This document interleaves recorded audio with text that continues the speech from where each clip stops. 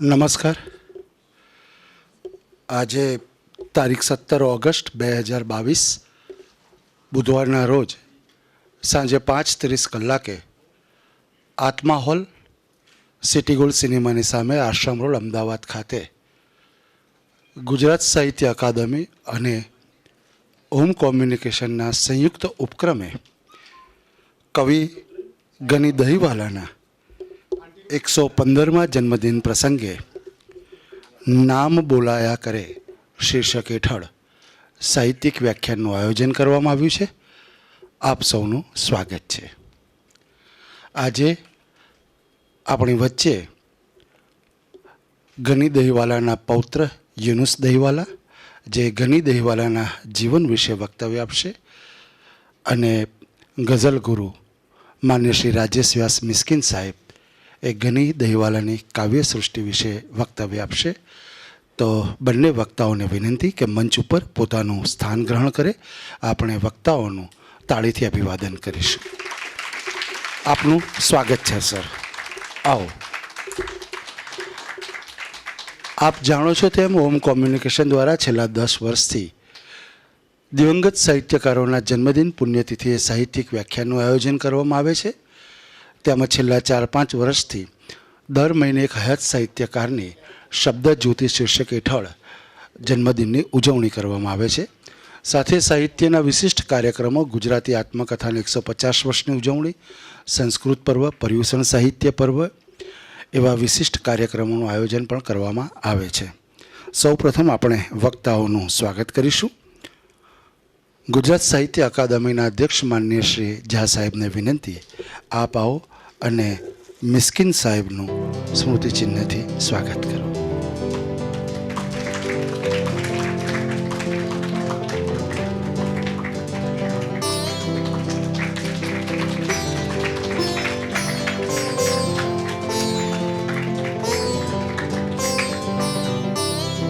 આભાર ઝા સાહેબ. હું માનનીય પ્રતાપસિંહ ડાભી સાહેબને વિનંતી કે આપ આવો અને ગની ચાચાના પૌત્ર યુનુસ દહીવાલાનું સ્વાગત.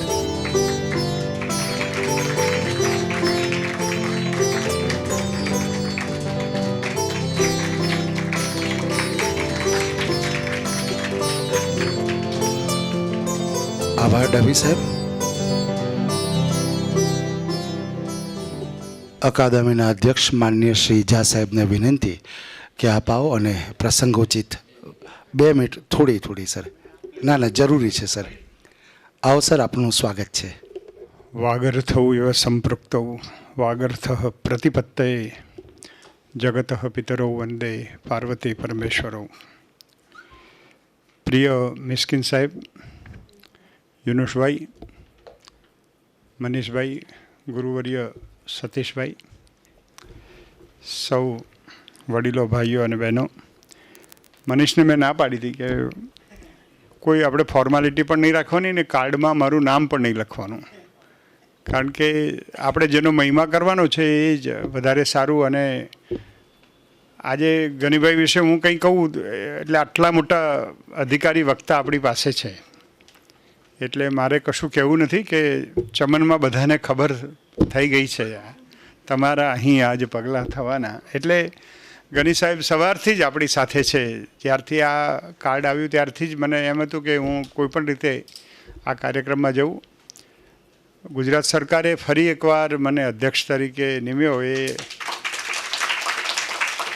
હું માનું છું કે કશુંક બાકી રહી ગયેલું કામ મારે પૂરું કરવાનું થશે. આપ બધાના સહકાર હશે અને ગુજરાતના સાહિત્યકારોનો જે રીતે ચારે બાજુથી પ્રતિભાવ મળી રહ્યો છે અને નવી પ્રપોઝલ્સ આવી રહી છે, એના ઉપરથી લાગે છે કે આપણે 2 વર્ષમાં ઘણું બધું કરી શકીશું. પહેલાં 2 વર્ષમાં પણ લગભગ 250-300 કાર્યક્રમોને એટલા બધા પબ્લિકેશન્સ આપણે કરી શક્યા. આપણે આજે વધારે વાત નથી કરવી. એ સૂક્ષ્મ ચેતનાને આપણે અહીંયા નિમંત્રણ આપીએ. આપણા શાસ્ત્રોમાં એવો રિવાજ છે ને કે પૂર્વજોને બોલાવવાના.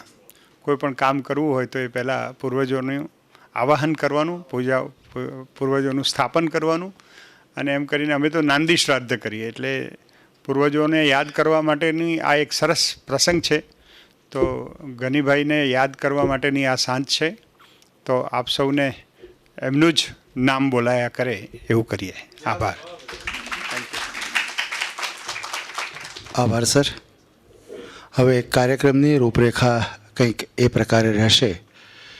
સૌપ્રથમ યુનુસ દહીવાલા અહીંયા આવશે અને ગની દહીવાલાના જીવન વિશે વક્તવ્ય આપશે અને ત્યારબાદ આપણે જેમને ગઝલ ગુરુ કહીએ છીએ એમના ગુરુ એ ગની દહીવાલા છે એવા માન્ય શ્રી મિસ્કિન સાહેબ એ ગની દહીવાલાની કાવ્યસૃષ્ટિ વિશે વક્તવ્ય આપશે. આ બંને વક્તવ્ય વચ્ચે સંચાલકની કોઈ ભૂમિકા રહેશે નહીં, જેની ખાસ નોંધ લેશો. તો હું માન્ય શ્રી યુનુસભાઈને વિનંતી, આપ આવો અને વક્તવ્યનો પ્રારંભ કરો. વક્તવ્ય પહેલાં અને વક્તવ્ય બાદ દરેક વક્તાઓનું આપણે ખૂબ તાળીથી અભિવાદન કરીશું. સ્વાગત છે આપનું. આદરણીય વડીલો, મિત્રો, યુનુસભાઈની સાથે 3 દિવસથી સતત બધી વાતો ચાલ્યા કરે ગનીભાઈ વિશેની. એમણે જે સ્મરણો ટાંક્યા છે એની પણ વાતો કરું. પણ યુનુસભાઈનો સૌથી મોટી સંકોચ એ હતો કે હું શ્રોતાઓની સામે કઈ રીતે બોલીશ. પેલો સ્ટેજ ફિયર જે કહીએ ને, મેં કહું તમે ચિંતા ના કરો, તમે જેટલી લ્યુસિડ લેંગ્વેજમાં તમે મને પત્ર લખ્યો છે, જે લખતા ગયા છો, એ જ એમની યાદો છે. છતાં પણ એમના મનમાં થોડીક વાતો આવતી હતી. ત્યારે મનમાં એમ થયું કે તમે મને આવા પ્રશ્નો પૂછો તો, એટલે અમારે પ્રશ્નોત્તરી રૂપે વાત કરવાની હતી. પણ એમની જોડે વાતચીત કરતાં કરતાં અમે લગભગ 4:30 વાગે આવીને બેઠા અને ત્યારથી વાત કરતા હતા તો મને લાગ્યું કે એ ગનીભાઈની લેખન અને ચિંતન વિશેની કંઈક વાત કરશે. એમની કવિતાનો જે ઝુકાવ વળ્યો એના વિશે વાત કરે. એમની કંઈક ખાવામાં ખાસ પસંદગીઓ હતી. ગનીભાઈની બહુ મજાની વાતો છે કે એ સર્જક જ્યારે હોય છે ત્યારે સર્જક હોય છે, બાકીના સમયમાં એમ કહું ને તો બધા એટલા બધા ચહેરાઓ એમના આમ દેખાયા કરે જુદા જુદા સ્વરૂપમાં. તો એ એમણે માણ્યા છે. તેમણે પુત્રોને, બાળકોને, પૌત્રોને પોતાના કુટુંબમાં કઈ રીતે આગળ વધાર્યા એની વાતો છે. અને મને એક વાત કરું તો યુનુસભાઈ એ સાહિત્યકાર નહીં, એક ઉમદા પૌત્ર છે.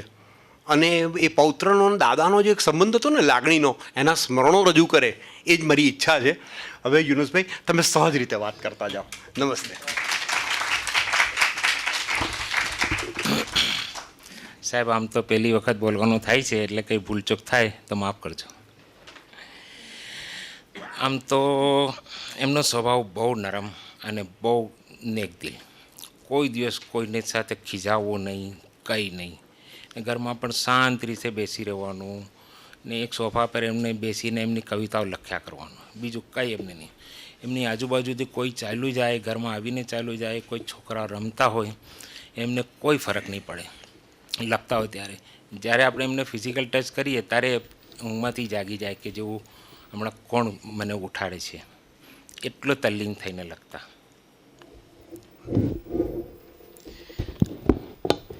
એકચ્યુઅલી એમને જ્યારે નાના હતા ત્યારે એમના પિતાશ્રી ધજા ને બધું બનાવતા, જે યુપીમાં બધા પંડાઓને બધા હોય ને એ લોકોને માટે એ ધજા બનાવતા નાનપણમાં. અને એ ધજા પછી એ લોકો ત્યાં આગળ મોકલતા બધા મંદિરોમાં.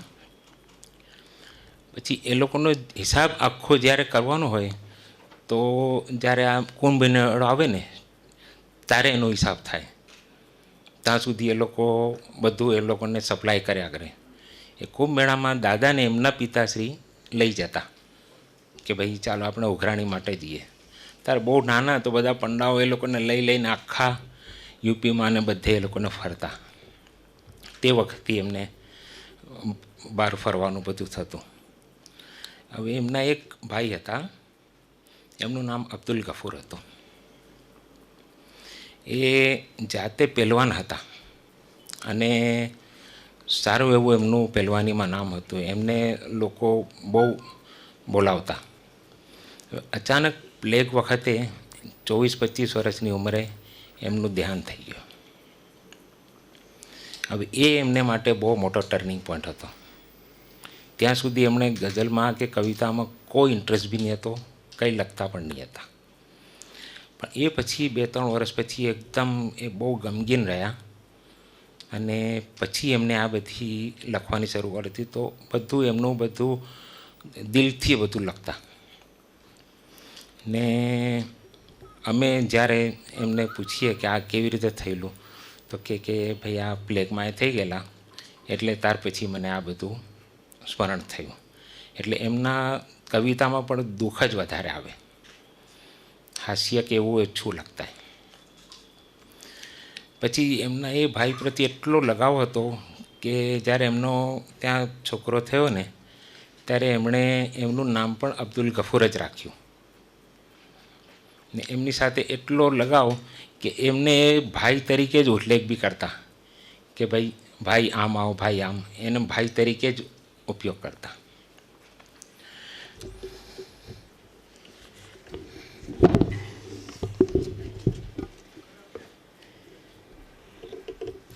ખાવામાં તો એમને કોઈ જાતની વણનાગી નહીં, કોઈ પણ જાતનું તમે આપી દો એટલા ખુશ થઈને ખાઈને દરેક વખતે તારીફ કરે. કેમ કે મમ્મી રાંધતા અને દાદી રાંધતા તો પણ કોઈ દિવસ એમ નહીં કે આજે આ કેમ બનાવ્યું. બધાને ન્યાય આપતા અને સારી રીતે જમતા. કોઈ દિવસ એમ નહીં કે આજે આવું કેમ બનાવ્યું તમે. હવે તે વખતે એ લોકો સિલાઈ કામ કરતા હતા ગનીચા હતા. તો વાપીથી લઈને અંકલેશ્વર સુધી બધા બસ ડ્રાઈવર, કંડક્ટર, બધા આખો સ્ટાફ એ લોકોના કપડાં સીવતા. જાતે બધાનો માપ લેવા જતા અને બધાને સિલાઈ કરતા. અને શનિ રવિમાં મારા ફાધર અબ્દુલ ગફૂર એ બધા એને પેકિંગ કરી ને પછી એમને ડિલિવરી કરતા. એ સિવાય સુરતમાં ટોરન્ટ પાવર છે, LIC છે, BRC છે, નવીન ફ્લોરિંગ છે, બધામાં એમનું કામ ચાલ્યા જ કરતું હતું. એ મને પણ સાથે લઈ જતા દરેક વખતે. એટલે એમની એ હિસાબે ઘણી મહેનત હતી. હવે પૈસે ટકે એટલા સુખી નહીં હતા એ લોકો. એક વખત એમને પિક્ચર જોવાનું મન થયું હતું. જ્યારે ગઝલ લખતા એ પહેલાંની વાત છે. તો પૈસા તો હતા નહીં કે શું કરીએ. તો કોઈએ કીધું કે ભાઈ અહીંયા નાકા પર એક ગોડાઉન છે, ત્યાં આગળ ઘાસની આખી ગાડી આવે છે, તે તમે ગાડી ખાલી કરી આપો તો તમને 1 આનો મળશે, એમાંથી તમે પિક્ચર જોઈ લેજો. આખી ગાડી ખાલી કરતાં 3 કલાક થઈ ગયા ને થાકીને લોથ થઈ ગયા. 1 આનો લીધો પણ પિક્ચર જોવા નહીં જઈ શક્યા. હવે સાદગીમાં એટલું કે તમે કોઈ દિવસ કપડાં અસ્ત્રી કરે નહીં. કોઈ મુસાયરામાં જવાનું હોય તો કપડાં લઈ લે, એને વાળી ને નીચે તકિયાને નીચે મૂકીને સૂઈ જાય કે સવારે અસ્ત્રી થઈ જશે. એટલી સાદગી. કે પૈસા બી હતા નહીં એ હિસાબે બી ને પોતે જાતે જ રફુ બી કરી લેતા એને. ને કોઈ કપડાનો બી શોખ નહીં. ચાલતા જ બધે જ. કોઈ પણ દિવસ અમે કહીએ કે ભાઈ અમે મૂકી દઉં તો કે નહીં, હું ચાલતો જ જઈશ, મને ફાવે જ નહીં સ્કૂટર પર. બીજું પિતાજી તો બહુ નરમ દિલના હતા એટલે નોકરી કરતા, પરંતુ અમને કહેતા કે નહીં તમારે નોકરી નથી કરવાની, હું તમારા માટે બિઝનેસનું જ કંઈ બી કરીશ. અમે તે વખતે 10માં 11માં ભણતા હતા અમે લોકો SSCમાં. તમારા માટે એમણે સાબુનું કારખાનું ખોલી આપેલું કે ભાઈ તમે આપણે સાબુ બનાવીએ. તે વખતે સાબુ પણ એટલો સરસ બનાવેલો, એરો નામનો સાબુ હતો, તે બી વાપી સુધી અમે લોકો વેચવા જતા હતા. પણ હવે સાથે અમે ભણવાનું બી હોય ને આ બી કરવાનું, એટલે તકલીફ બહુ પડતી. પણ ઘરમાં ને ઘરમાં બનાવતા હતા. પછી કોઈ દિવસે માણસે કીધું કે ભાઈ આ તમે ઘરમાં બનાવો છે, આ બધા કેમિકલને બધું આવે તો તમારી ફેમિલીને આખી રાત નહીં સૂઈ શકેલા. આખો રાત આટા ફેરા માર્યા. સવારે 7 વાગે ઉઠી ને સીધા ઉધના ચાય લાગ્યા. ને અમે 9 વાગે ઉઠીએ પહેલાં આવી બી ગયા ને કીધું કે ભાઈ હું ત્યાં આગળ ફેક્ટરી નક્કી કરી આવેલો છું, હવે આપણે અહીંયા ઘરમાં નથી કરવું કે મને ફેમિલીની પણ ચિંતા છે. એટલે એ હિસાબે અમને ધંધામાં પણ બહુ ઉપયોગી થતા ને અમારી સાથે આવતા પણ દરેક જગ્યા પર.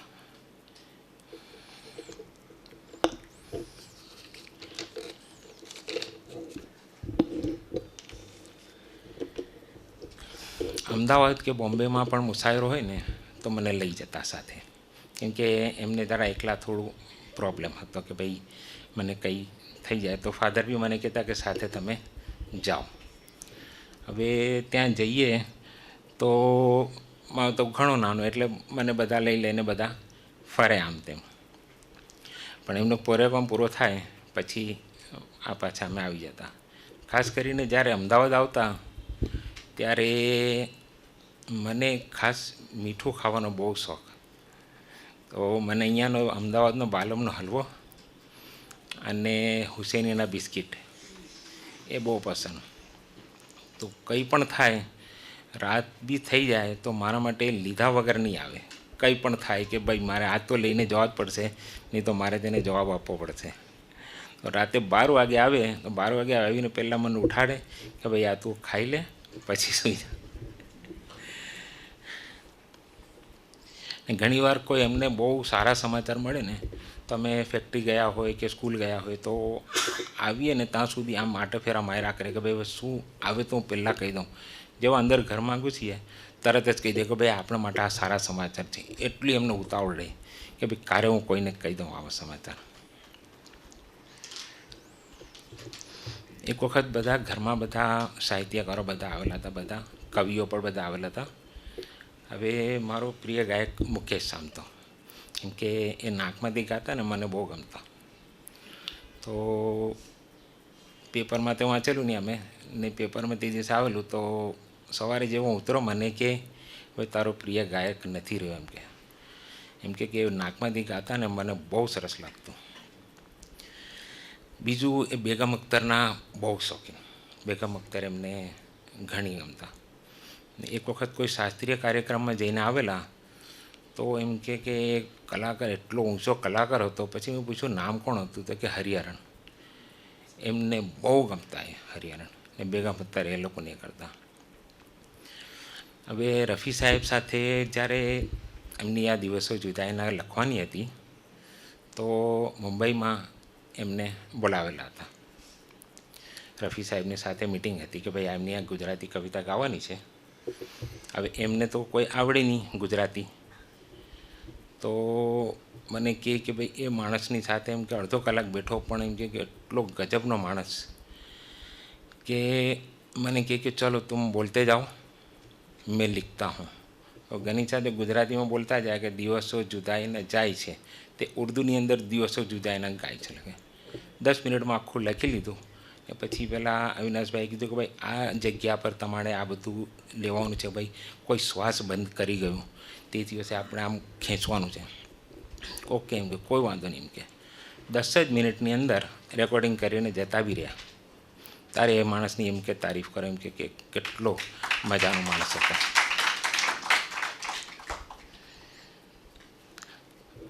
હવે આમ તો એમને બધા જ્યારે આપણે વાત કરીએ ને ત્યારે કહે કે મને મિત્રોની મહેફિલમાં મોત આવે એવું હું ઈચ્છું છું.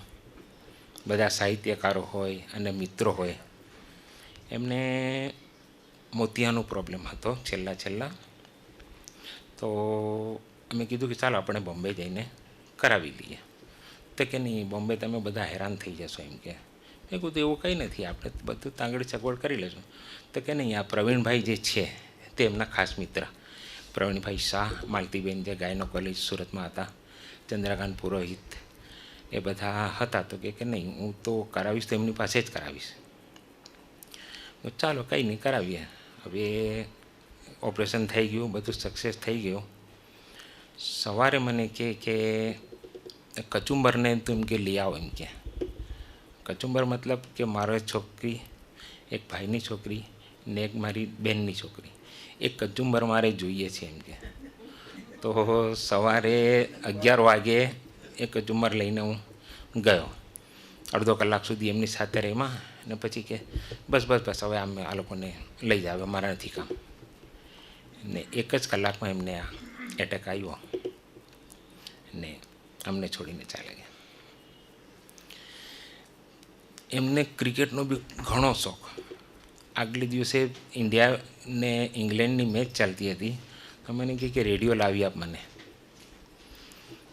તો એ રેડિયો પર બેસીને ત્યાં આગળ હોસ્પિટલમાં જ સાંભળ્યા કરતા હતા મેચ. હવે આગલે દિવસે પછી મને કે હવે રેડિયો બી તું લઈ જા, મારે નથી કામ. એવું કેમ? હજી તો 2 દિવસ સ્ટેજ મેચ ત્યાં બાદ છે. ના, હવે મને મેચનો હવે શોખ નથી, હવે એમ કે જવા દે એમ કે. તો આગલે દિવસે એમને થઈ ગયેલું હતું કે હવે હું આ બચવાનો નથી. તો એ રેડિયો પણ મને પાછો એમણે આપી દીધો કે આ બધું લઈ જાય એમ કે, ને હવે કંઈ જરૂર નથી. એ ક્રિકેટનો એટલો શોખ એમને કે ટીવી પર જ્યારે જોતા હોઈએ અને ભારતની સાથે કોઈ બી સાથે રમતું હોય, વન ડે મેચ હોય ને ઇઝીલી આપણે જીતી જતા હોય તો આરામથી જોયા કરે.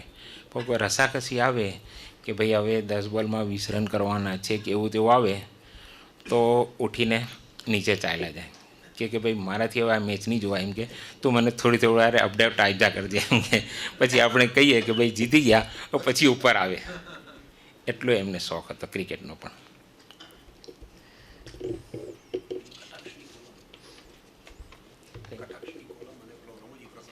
હા આપણે હા, હવે એ એકચ્યુઅલી દર બુધવારે એક કોલમ લખતા હતા, હળવે તે હાથે નાથ મહિડા વલવજો. એ ગુજરાત મિત્રની અંદર કટાક્ષ લેખન આવતું હતું. તે કરંટ ટોપિકની ઉપર દરેક એ લખતા હતા કે જે આગલા વીકમાં પ્રસંગ બનેલો ને તેને ઉપર કટાક્ષ તરત જ બીજા વીકમાં લખી કાઢતા. હવે હમણાં ગયે વર્ષે હું એક મારા સંબંધીના એક કોઈ ફ્લેટ લેવા માટે ત્યાં ગયેલો હતો બતાવવા માટે એમને. તો ત્યાં એક બેન હતા. તો મને કે તમે કોણ છો? મેં કહું ભાઈ આ યુનુસભાઈ દહીંવાલા. તો કે ગનીભાઈ, તો કે મેં મારા દાદા થાય. તો કે એ બુધવારની કોલમ એમ કે એટલી ફેમસ હતી તે વખતે, આ ગઈ વર્ષે મને કીધું એમણે કે અમે લોકો એની વાર જોતા, બુધવાર આવે તો પહેલાં એમ કે અમે પાનું ખોલીને બુધવારની કોલમ જોઈ લઈએ કે એમાં શું આવેલું છે નવું. તે વખતે આજે હમણાં પાટલી બધું ને બધું જે ચાલી રહેલું છે તે વખતે એટલું હતું નહીં, છતાં પણ તે વખતે શરૂઆત થઈ ગયેલી. તો સુરતમાં આ બનાવ બનેલો હતો કે આ રીતે દલ બદલ કરીને સામે પાર્ટીમાં બેસી ગયેલા અને બધું રાજ ચાલુ થઈ ગયેલું. તો ઘણી જાતે એમને બી નહીં છોડતા. એક કટાર લેખકમાં એમણે લખી દીધું કે ભાઈ આ તમે બધું કટાક્ષ જ એના પર કરી દીધો. ભાગ્યનું કરવું કે 2 દિવસ પછી અમારી બેંકમાંથી લોન લેવાની હતી. તો અમે પીપલ્સ બેંકમાંથી અમને બોલાવ્યા કે ભાઈ તમે આવો, તમારે લોનના પ્રોસિજર માટે એમ કે અમારા ડિરેક્ટરો પાસે બેસવાનું થશે એમ કે, ને એ લોકો જો કહેશે તો પાસ થશે, નહીં તો તમારી લોન પાસ નહીં થાય. કે નહીં ચાલે કે કંઈ વાંધો નહીં, હું આવીશ એમ કે. હવે બોર્ડની મિટિંગમાં ગયા ને ત્યાં બેઠા તો પ્રમુખ જે હતા ને તે એ જ ભાઈ હતા. હવે એ તો સાંભળીને ગણી ચાતાના તો મોતિયા મરી ગયા કે હવે આપણે 2 દિવસ પહેલાં એમના માટે આ લખેલું છે તો આ ભાઈ આપણી લોન બોન પાસ તો થાય નહીં. પછી બેઠા પેલા ભાઈએ બધા ડિરેક્ટર બેઠાલા એનું કીધું કે ભાઈ આ ગણી ચાચા તો મને બી લપેટી લીધેલો છે આ વીકમાં. પછી બધી વાતો કરી, ચા નાસ્તો કર્યો કે તમને ખાલી બોલાવવાનો અર્થ તમારા આશીર્વાદ દેવાનો, તમને જોવાનો હતો, બાકી તમને લોન આપવાનો કોઈ રોકવાનો સવાલ જ નથી. પણ એમ કે તમે આ દિવસે આવ્યા તમને જોવા માટે કે ભાઈ ચાલો તમે આવો, બાકી ભાઈ મને બી તમે છોડતા નથી એમ કે.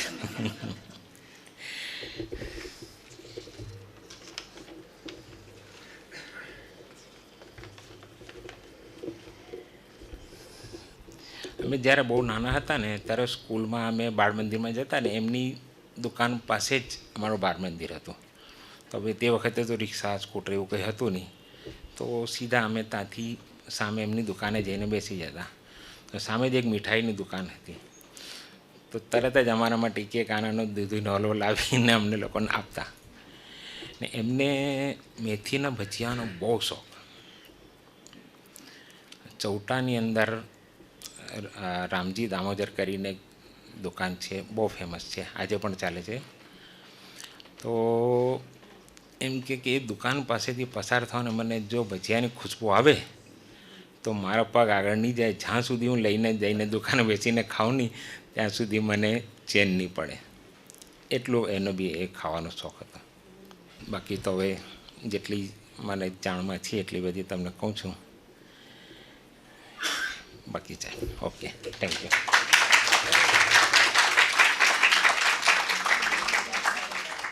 ગનીભાઈ વિશે વાત કરી રહ્યો છું, પણ પેલું કોઈ સંબોધન નથી કરતો. આમે સાહેબ પાલનપુરી કહે છે અમારી દુર્દશાના હાલ તમારા રૂપ જેવા છે.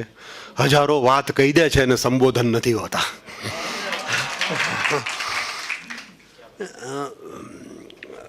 ગનીભાઈની વિશે લગભગ જુદી જુદી રીતે કહું તો લગભગ 6 જુદા જુદા વ્યાખ્યાનો આપવાનું બન્યું. 2 વખત સાહિત્ય અકાદમી તરફથી, 2 વખત સાહિત્ય પરિષદ તરફથી, 2 વખત જાહેરમાં. પણ એક બહુ મોટી વાત એવી હતી કે ગનીભાઈ વિશે જ્યારે જ્યારે લખવા બેસું ત્યારે ક્યારે એમ લાગ્યા કરે કે આ વાતો છૂટી ગઈ હતી, હજુ લખવાની જરૂર છે. એટલે આજે થોડાક મુદ્દાઓ એવા કહેવા છે કે જે બહુ જાણીતા નથી. અને એ પહેલાં ગનીભાઈનું એક સમગ્ર પુસ્તક જે પ્રગટ થયું છે રવિન્દ્ર પારેખ અને ભગવતી કુમાર શર્માના સંપાદનથી અકાદમી તરફથી, નામ બોલાયા કરે એમનું સમગ્ર કવિતાનું. પણ એની મજા એ છે કે એમાં 2 જે અવલોકન છે એ તરફ ધ્યાન દોરું. ગનીભાઈની કવિતા સમકાલીન કરતા સર્વકાલીન વિશેષ છે. ગનીભાઈએ કાવ્યો ગીતો પણ લખ્યા છે, પણ તેમની પ્રથમ અને અંતિમ નિસ્બત ગઝલ સાથે રહી છે. ગઝલના અંતરંગ અને બહિરંગ બંને એમને સિદ્ધ છે. શબ્દ સામર્થ્ય, ભાષાની ત્રેવડ દ્વારા એમણે ગઝલને વેગ આપ્યો છે. તેમણે કાચી કે ફૂટકળ ગઝલો લખી નથી. એમની ગઝલો વિશે અવલોકન કરતાં કરતાં ભગવતી કુમાર શર્મા અહીં તારણ આટલા આપે છે. રવિન્દ્ર પારેખ વાત કરે છે કે ઉત્તમ કવિનું જીવન જન્મ તારીખ અને મૃત્યુ તિથિ વચ્ચે સમેટાઈ નથી જતું. જન્મ 17 ઓગસ્ટ 1908, 80 વર્ષની ઉંમરે 5 માર્ચ 1987ના રોજ એ જન્નત નશીન થયા. તેમનો પહેલો સંગ્રહ 44 વર્ષે પ્રગટ થયો છે. ગનીભાઈએ માંડ માંડ ગુજરાતી થઈ રહેલી ગુજરાતી ગઝલને પૂરેપૂરી ગુજરાતી બનાવી છે. અને આ એટલા માટે કહું છું કે એમણે જ્યારે ગઝલ લખવાની શરૂઆત કરી ત્યારે ગુજરાતી ગઝલ ઉર્દુ સંસ્કાર ઉર્દુ પરંપરામાંથી મુક્ત થઈ રહી હતી, થઈ ગઈ નહોતી. અને દરેક પેઢીની પાસે, હું જેમ વાત કરું છું એમ દરેક પેઢીની પાસે અમુક સંસ્કાર આવેલા હોય છે. ગનીભાઈની પેઢી એટલે સાકી, સુરા, ગુલ, બુલબુલ, એમાંથી મુક્ત થઈ ગઝલ. પછીની પેઢી એમાં શક્યતા, શૂન્યતા, મૌન, સ્પર્શ, ઝાંઝવા, ટેરવા આવે. આ બધું છે ને સમકાલીન જેવું છે. એની બહાર એને અતિક્રમીને કંઈક લખાયું હોય તો એ ગઝલ થાય છે. એટલે 44 વર્ષે એમનો ગઝલ સંગ્રહ પ્રગટ થાય, ગાતા ઝરણા. અને એને જે ગઝલને માટે એમ કહેવાતું હતું કે બહુ આમ ગઝલ માટે આદર ભાવ નહોતો, ગઝલના સ્વરૂપ માટે. જે એક સમયે એમ કહેવાય કે ગુજરાતી ગઝલમાં કવિ સંમેલન કે ગઝલનું હોય તો કવિઓ આગળ બેઠા હોય, ગઝલકારો સહેજ પાછળ બેઠા હોય. હા, એમાં મરીઝ બધા લાઈનમાં પાછળ જ હોય. એ સંગ્રહ, એ ગઝલકારને ઉમાશંકર જોશી અને વિષ્ણુપ્રસાદ ર ત્રિવેદીની પ્રસ્તાવના પહેલા સંગ્રહને મળે છે. આ બહુ મોટી ઘટના છે. આ નાની સૂની વાત નથી. અને મજાની વાત એ છે કે શું લખું છું એ ખબર નહોતી ને ત્યારથી ગનીભાઈની સાથે જોડાવાનું થયું.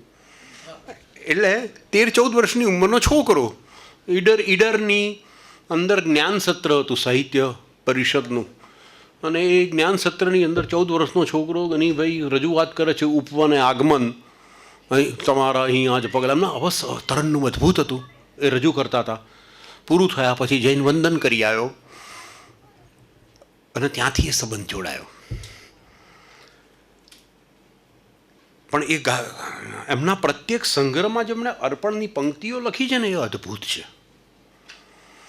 દાખલા તરીકે ગાતા ઝરણા, તો એમણે એ સંગ્રહ અર્પણ કર્યો છે જૈનબબેનને, એમના પતિને. અને જૈનબબેનની એક મજાની વાત એ હતી કે હું તો 13-14 વર્ષનો છોકરો અમદાવાદથી ટ્રેનમાં કે એસટીમાં નીકળી ગયો હોઉં, સુરત ગયો હોઉં, ત્યાં જઈને સૂતો હોઉં, ઘરની આગળ એક સોફો, એ સોફામાં રાત્રે સૂઈ જવું.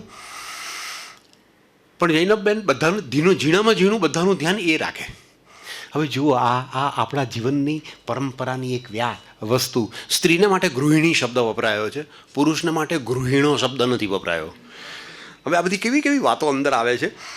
જૈનબબેનને અર્પણ કરે છે સંગ્રહ અને લખે છે પંક્તિ, સજાવી મારી દુનિયા, સજાવી મારી દુનિયા ને રહ્યા પડદામાં અહીં પોતે. સજાવી મારી દુનિયા ને રહ્યા પડદામાં અહીં પોતે, પ્રિય અલ્લાહ પાસેથી મળી આ પ્રેરણા તમને. કેટલી અદ્ભુત વાત છે. સજાવી મારી દુનિયા ને રહ્યા પડદામાં અહીં પોતે, પ્રિય અલ્લાહ પાસેથી મળી આ પ્રેરણા તમને. અને પાછું મને કંઈક ખાવાની ગરબડ થતી હોય તો સામે જૈન ધર્મશાળા, ત્યાંથી પાછું મારું ત્યાં પાટલા ઉપર બેસીને પાછું મને જમાડી લીધો હોય. તો આવી એક વાત કરું ત્યારે આજની કવિતાની અંદર થોડોક વધારે લાગણીશીલ પણ છું,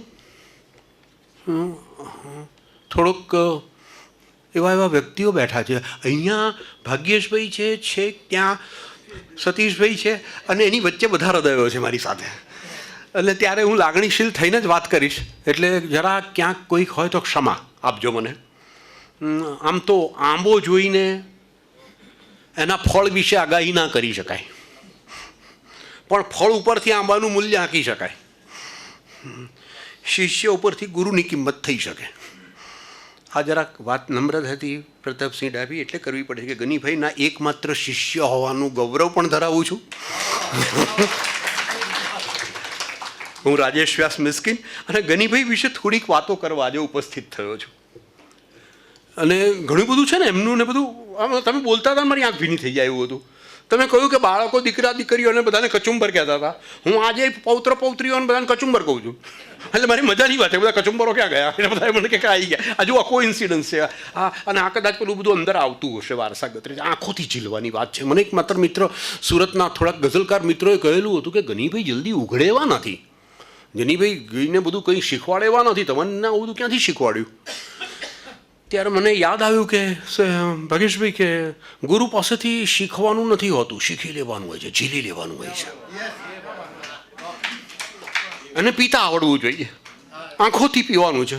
અને એનું કારણ એવું છે કે હું એમની પાસે જ્યારે ઈચ્છા વ્યક્ત કરું ને, આ ગઝલ લખવાની આમ શરૂઆત થાય ને, હાથમાં ચોળ આવે ક્યાંય પણ મગજમાં પણ, ત્યારથી ઈચ્છા હોય કે ક્યારે આ માઇક મળે, ક્યારે ક્યાંક છપાય.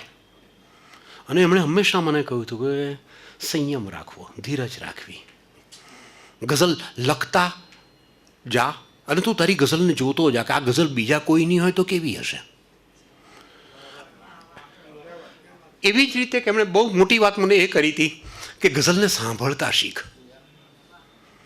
એટલે મેં પહેલો મુશાયરો એમની હાજરીમાં, આમ તો આમ બહાર બધા ગજાઈ આવું, પણ એમની હાજરીમાં ક્યારે બોલ્યો નહીં. 1970 એટલે ના એમને 70મું વર્ષ હતું ત્યારે અમદાવાદમાં વાડીલાલ હોસ્પિટલમાં સાહેબ પાલનપુરીનું સંચાલન હતું, ત્યારે પહેલી વાર બોલવાનું થયું. ત્યાં સુધી મને કે ગઝલને સાંભળ, ગઝલ કયો ગઝલકાર કઈ રીતે બોલે છે, રજૂ કરે છે એ સાંભળ. એ સાંભળતા સાંભળતા ત્યારે મેં એમને એકવાર વાત કરી કે મને તમારી જેવું તરન્નુમ નથી આવડતું, મારો અવાજ જ આવો, હું કઈ રીતે ગઈ શકીશ. અને એમણે એક સરસ વાત કરી કે ગઝલમાં તરન્નુમ જરૂરી નથી, પઠન પણ જરૂરી નથી, ગઝલમાં રજૂઆત મહત્ત્વની છે. પઠનથી કરો કે તરન્નુમથી કરો, બંનેમાંથી કોઈ પણ રીતે પણ રજૂઆત કરતા આવડવી જોઈએ.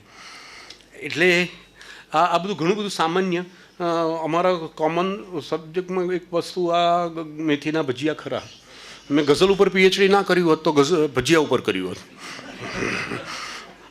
ગનીભાઈ પાસેથી જેમાં સંયમ શીખ્યો એમ કદાચ એટલે છોડીને આવતું એ 52મા વર્ષે સંગ્રહ પ્રગટ કરું છું. આ એક એની પાછળનું એક કારણ હતું. દર બુધવારે કોલમ જેમ ત્યાંથી પરંપરા એમની પૂરી થઈ છે ને ત્યાંથી મેં કંઈક ગુજરાત સમાચારમાં લખવાનું શરૂ કર્યું. એટલે આવું બધું કંઈક આવ્યા કરે ખરું. એમને પણ એમની પહેલી ગઝલ પુરુષોત્તમભાઈએ કમ્પોઝ કરી, મારી પહેલી ગઝલ પુરુષોત્તમભાઈએ કમ્પોઝ કરી. આવું બધું કંઈક થયું. પણ મને સૌથી મોટી વાત કરું તો ગુજરાતી ગઝલની અંદર નયન દેસાઈ જેવા કહે કે ગનીભાઈ જલ્દી રીઝે નહીં કે જલ્દી શીખવાડે નહીં, એ ખુલે જ નહીં, બહુ જ શાંત. તું કઈ રીતે શીખ્યો? તો મને પહેલી વાર એક વાત કરું કે વાતચીત કરતાં કરતાં એમણે કહ્યું હોય કે આમાં ગઝલમાં લગાગા એટલે માત્રા મેળ મહત્ત્વનો, અક્ષર મેળ મહત્ત્વનો, ફાઇલાતુન મહત્ત્વનું, શું મહત્ત્વનું? અને હસતા હસતા મને કહે છે કે ના, માત્રા મેળની નજીક છે પણ ગઝલ એ ધ્વનિ મેળ છે. કેટલી મોટી વાત છે. આજે પણ એને ધ્વનિમેળ તરીકે જોવાનો અને ઉકેલવાનો પ્રયત્ન કરું છું, કારણ કે એ ઉચ્ચારોનું શાસ્ત્ર છે, ઉચ્ચારો ઉપરની વાત છે. ગઝલની અંદર શું જોઈએ? તમને બીજી એક સરસ વાત કરી કે ગઝલ એ દૂરથી કાનમાં કહેવાની વાત છે. હવે આ બધું ચાલતા શીખ્યો છું. કાળુપુર સ્ટેશને ઉતર્યા હોય તો કાળુપુર સ્ટેશનથી મારું ઘર પાલડી પાસે, પાલડીથી આગળ ત્યાં સુધી એ આમ પાછળ હાથ નાખીને ચાલતા જતા હોય અને એની જોડે હું ચાલતો જતો હોઉં. એ રસ્તાની અંદર ફાઇલાતુન ચાલતું હોય ખરું, પણ એ કે ઇલ્મે અરૂઝ નહીં, એ છંદશાસ્ત્ર જ નહીં, ઇલ્મે બદીય અલંકાર શાસ્ત્ર પણ મહત્ત્વનું છે. બસ આટલી છૂટ આપી દે, પછી આગળની વાત નહીં. પછી આપણે શોધી કાઢવાનું કે ઇલ્મે બદીય ક્યાં છે, ઇલ્મે અરૂઝ ક્યાં છે, એની અંદર કઈ રીતે શું છે. એ માત્ર હિન્ટ આપે. ગઝલની અંદરનો પહેલો શબ્દ જોડાક્ષરવાળો ન હોવો જોઈએ, કર્કશ શબ્દો આમ ન હોવા જોઈએ. બસ આટલી હિન્ટ આપી હોય આછી. અને ખરું કહું તો ગઝલ હોય કે ગુરુ હોય એ માત્ર ઈશારાઓ કરતા હોય છે. ગઝલ જે વાંચીએ છીએ એ ગઝલ નથી. ગઝલ તો એ લખેલા શબ્દો દ્વારા જે નથી લખાયેલી વણલખી વાત છે ને એ તરફનો ઈશારો છે. એટલે ગનીભાઈ વિશે વાત કરવાની આવી તો એમના શતાબ્દી વર્ષ નિમિત્તે લખ્યું હતું કે ગનીભાઈ મારા સ્મરણોમાં કઈ રીતે બચેલા છે. ગની સ્મરણ શેષ, જિંદગીનો એ જ સાચે સાચ પડઘો છે. ગની હોય ના વ્યક્તિને એનું નામ બોલાયા કરે. અહીંયા તો આપણે જીવતે આપણું નામ કોઈ બોલે એવું નથી હોતું ખાસ. ઘણી એક ગઝલ ચાહકોના હોઠ ઉપર હશે. મુશાયરામાં ગુંજતો બાલાશંકર કલાપીના સમયગાળા પછી શાયદા મરીઝના સમયગાળાના જે પાયાના ગઝલકારો છે, ગુજરાતી ગઝલને મુશાયરાઓ દ્વારા ઘેર ઘેર જેમણે ગુંજતી કરનારા જે 7-8 મહત્ત્વના નામો છે ગુજરાતી ભાષાના, એમાંનું એક નામ એટલે ગની દહીંવાલા. મરીઝ, ઘાયલ, ગની, શૂન્ય, સૈફ, અનિલ, બેફામ આ એ નામો છે જેમણે ગુજરાતી ગઝલના મુશાયરાનો સુવર્ણકાળ સર્જ્યો છે. આજે પણ કોઈ મુશાયરાના સંચાલન સાંભળશો તો તમને આ લોકોના શેર ટાંક્યા વગર કે આ લોકોના શેર વગર એ મુશાયરો અધૂરો લાગશે. સુરતના નિવાસી ગનીભાઈ ખરેખર તો ગઝલ પ્રેમીઓના હૃદય નિવાસી હતા.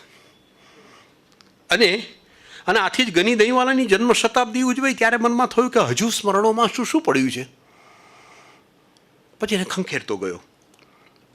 સુરતના ગોપીપુરામાં તેમની દરજીની દુકાન, આખો દિવસ દરજીકામ અને નવરાશની પળોમાં ગઝલનું સ્મરણ.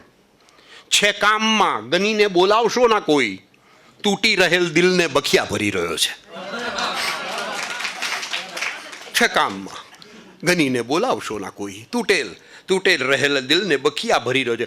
અને હમણાં જ યુનુસભાઈ જોડે વાત કરતા હતા કે એ હૃદયથી બહુ લાગણી વશ હૃદય, તું ન સમજે કશું, તું ન વર્તે સમય, લાગણી તું સમજતું જ નથી કંઈ, તને સમયની ઓળખાણ નથી પડતી. ઓ લાગણી વશ હૃદય, જરાક તો સમજ. અને પછી યુનુસભાઈએ બહુ સરસ વાત કરી, અટકી જવા એવી હતી. મને કે એમના જીવનની અંદર પણ એની અંતિમ પળો આ હૃદયને લીધે જ આવી. હૃદય જ બંધ પડ્યું. ક્યારેક આ દરજીકામ વિશે પણ કાવ્યો લખે છે. પ્રેમ અમારો બીચ બજારે, દુકાન બરોબર વચ્ચે હોય, પ્રેમ અમારો બીચ બજારે, આખી દુનિયા જોઈ જતી, હું સઈ એનો પ્રાણ સમો, એ મારી વાલી સોય હતી. ક્યારેક આટલી હળવાશથી એમણે જીવનની એક વાત કરેલી છે. ગની દહીંવાલાના સમયના ભાગ્યે જ કોઈ એવો ગઝલકાર હશે જેણે લઈને આવ્યો છું, સાકી, કોણ માનશે આવી રદીફો ઉપર કામ ન કર્યું હોય. ગનીભાઈ લઈને આવ્યો છું રદીફવાળી ગઝલના થોડાક શેર કહું.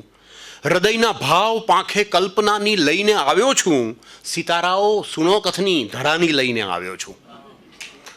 અને પછીનો શેર છે, ઉડીને જેમ સાગર નીર વર્ષા થઈને વરસે છે, જીવન ખારું છતાં દ્રષ્ટિ કલાની લઈને આવ્યો છું. આ શેર સાંભળતા આપણને પેલી પંક્તિ યાદ આવી જાય, તણાઈ આવતી છોને બધી ખારાશ પૃથ્વીની, સિંધુના ઉરમાંથી તો ઉઠશે અમી વાદળી. જો કે પ્રથમ પંક્તિ ગઝલની જેમ બોલાય છે અનુષ્ટુપની, બીજી પંક્તિ બોલીએ ત્યારે ખબર પડે આ તો અનુષ્ટુપ છંદ છે. ફરી પાછો મૂળ વાત ઉપર આવું, ગની ગુજરાત મારો બાગ છે, હું છું ગઝલ બુલબુલ. ગની ગુજરાત મારો બાગ છે, હું છું ગઝલ બુલબુલ, વિનયથી સજ્જ એવી પ્રેમ બાની લઈને આવ્યો છું. એમની પાસેથી બીજું શીખવા જેવી વાત મને લાગી ગુરુ તરીકે, કે આ ગુરુ પાસેથી શીખવા જેવી વાત સંયમ છે, તો બીજી છે નમ્રતા, વિનય. દિવસો જુદાઈના જાય છે, જશે એ જરૂર મિલન સુધી, એ ગઝલ આપણે સૌ પરિચિત છીએ. પણ ગુજરાતી ભાષાની મારી દ્રષ્ટિએ પહેલી પ્રથમ મુસલસલ ગઝલ એટલે ઉપવને આગમન, જેમણે હમણાં જ ભાગ્યેશભાઈએ વાત કરી, તમારા અહીં આજ પગલાં થવાના ચમનમાં બધાને ખબર થઈ ગઈ છે, ઝુકાવી છે ગરદન બધી ડાળીઓએ, ફૂલોની એ નીચી નજર થઈ ગઈ છે. કોઈ આવવાનું હોય અને એના માનમાં કોઈકની આમ નીચી નજર થઈ જાય શરમથી, આખું બગીચાનું ચિત્ર છે ઉપવનનું. તમારા અહીં આજ પગલાં થવાના ચમનમાં બધાને ખબર થઈ ગઈ છે, ઝુકાવી છે ગરદન બધી ડાળીઓએ, ફૂલોની એ નીચી નજર થઈ ગઈ છે. અને પછી હવે જુઓ, બે તોફાની છોકરાઓ હોય એ કેવી રીતે તો વાત કરે છે, પવનના ખભે હાથ, પવનના ગળે હાથ મૂકી અને પરિમલ કરે છે પવન છેડતી કૂપળોની. ગજબની ઘડી છે કે પ્રત્યેક વસ્તુ પુરાણા મલાજાથી પર થઈ ગઈ છે. ગની કલ્પનાનું જગત પણ છે કેવું, મને મારી ઉપર ઈર્ષા આવે છે, ઘણીવાર આ જર્જરિત જગમાં રહીને ઘણી જન્નતોમાં સફર થઈ ગઈ છે. ને ઉપસ્થિત તમે છો તો લાગે છે ઉપવન કલાકારોનું ચિત્ર સંપૂર્ણ જાણે, તમે જો ન હો તો બધા કંઈ ઉઠે કે વિધાતાથી પણ કંઈ કસર થઈ ગઈ છે. આખી વાત બે પેરેલલ ચાલ્યા કરે છે. અને આ પ્રથમ ગુજરાતી ભાષાની મુસલસલ ગઝલ છે. મને તેમની એક ગઝલ ગમે છે, આ એમની છેલ્લા સંગ્રહો દરમિયાનની છે, મધુરપમાં. એમને કહીએ કે તમારી ઉત્તમ સંગ્રહો કયા, તો ગાતા ઝરણા, મહેક, મધુરપની અંદર આ એક ગઝલકાર એવા છે. ગુજરાતી ભાષામાં બે ગઝલકારો એવા છે કે જેમણે પોતે દરેક સમયની સાથે કદમ મેળવ્યા છે, એક અમૃત ઘાયલ અને બીજા ગની દહીંવાલા. અને નીચે ગની દહીંવાલા નામ ન લખ્યું તો આપણને લાગ્યા કરે કે હા, આજના સમયના ગાળાના પણ કોઈ ગઝલકારે લખ્યું છે. એક આજ્ઞાંકિત પ્રિયપતમ કેવો હોય, પણ એમાં લખ્યું છે માત્ર આજ્ઞાંકિત. આપ કહો તો યુગ થઈ જાવું, આપ કહો તો યુગ થઈ જાવું, આપ કહો તો પળ થઈ જાવું, આપ કહો તો યુગ થઈ જાવું, આપ કહો તો પળ થઈ જાવું, સ્વીકારો તો અગ્નિમ થાવું, તરછોડો પાછળ થઈ જાવું, આપ કહો તે સ્થાને બેસું, આપ કહો તે સ્થળ થઈ જાવું, આપ કહો તે સ્થાને બેસું, આપ કહો તે સ્થળ થઈ જાવું, પટકો તો પાતાળે પહોંચું, ઝીલો તો વાદળ થઈ જાવું, આ જીવનમાં કોઈ પ્રકારે જળ થઈ રહેવું, જળ થઈ જાવું, સાનિધ્ય સાગર સમ લહેરું, ઝૂરું તો ઝાકળ થઈ જાવું, અલગારી મન આસવ પીધો, કોઈ નયનથી સીધે સીધો પગ લથડ્યા તો કોઈ રૂપાળી કેશ લતામાં વળ થઈ જાવું. આ આખી ગઝલનું શીર્ષક છે આજ્ઞાંકિત. બેઠી દડીનું શરીર, લહેંગો જબ્બો, જબ્બાનું બટન છેક ગળા સુધી ઉપર બીડેલું, પગમાં ચંપલ, મોંમાં સાદું સોપારીવાળું કપૂરીનું પાન. ગનીભાઈ જોતાની સાથે આદર અને પ્રેમ બેવ એકી સાથે જન્મે. તેમના સ્મરણ અને ગઝલોમાંથી પસાર થઈ રહ્યો છું ત્યારે મને ખ્યાલ છે કે ગઝલકારની સાચી ઓળખ તો તેની ગઝલો હોય છે, પરંતુ આજ સુધી ક્યાંય પ્રગટ નથી થઈ એવી થોડીક વાતો પણ મનમાં આ ડાયરીઓમાંથી, યાદોમાંથી આવી. કોઈ મને પૂછે ને કે મેં જીવનમાં પહેલી ગઝલ ક્યારે લખી, કોઈ મને પૂછે કે પહેલી વાર ગનીભાઈને ક્યારે મળ્યો, તમે ગઝલો લખો છો એની તમને કઈ રીતે ખબર પડી, તો ખરું કહું મને મારી જ એક ન લખેલી ગઝલનો એક મતલા યાદ આવે છે. ક્યાં છે ખબર ગઝલથી ક્યારે ઓળખાણ થઈ, તડકો અડ્યો પછી સૂરજ ઉગ્યાની જાણ થઈ. છઠ્ઠા ધોરણમાં ભણતો હતો ત્યારે ઈડરમાં સાહિત્ય પરિષદનું જ્ઞાન સત્ર હતું. ત્યારે ગનીભાઈએ ઉપવને આગમન ગઝલ તેમના જ અવાજમાં ગાતા સાંભળ્યા. એમનો ખરેખર અદ્ભુત મીઠો અવાજ. તેમને મળ્યો, વંદન કર્યા અને એમણે કહ્યું કે પત્ર લખતો રહેજે. આજે પણ બધા પત્રો સાચવી રાખ્યા છે. પોસ્ટકાર્ડમાં એમનો જવાબ આવે, કોઈક વાર આંતરદેશી પત્રમાં જવાબ આવે. અને ધીરે ધીરે ધીરે ધીરે મને ખ્યાલ આવતો ગયો કે આ પત્ર દ્વારા પણ જે વાત કહે છે એ કામ તો ઇનડાયરેક્ટલી ગુરુ જ કરતો હોય છે. આપણે શિષ્ય થવાની કેટલી તત્પરતા ધરાવીએ છીએ.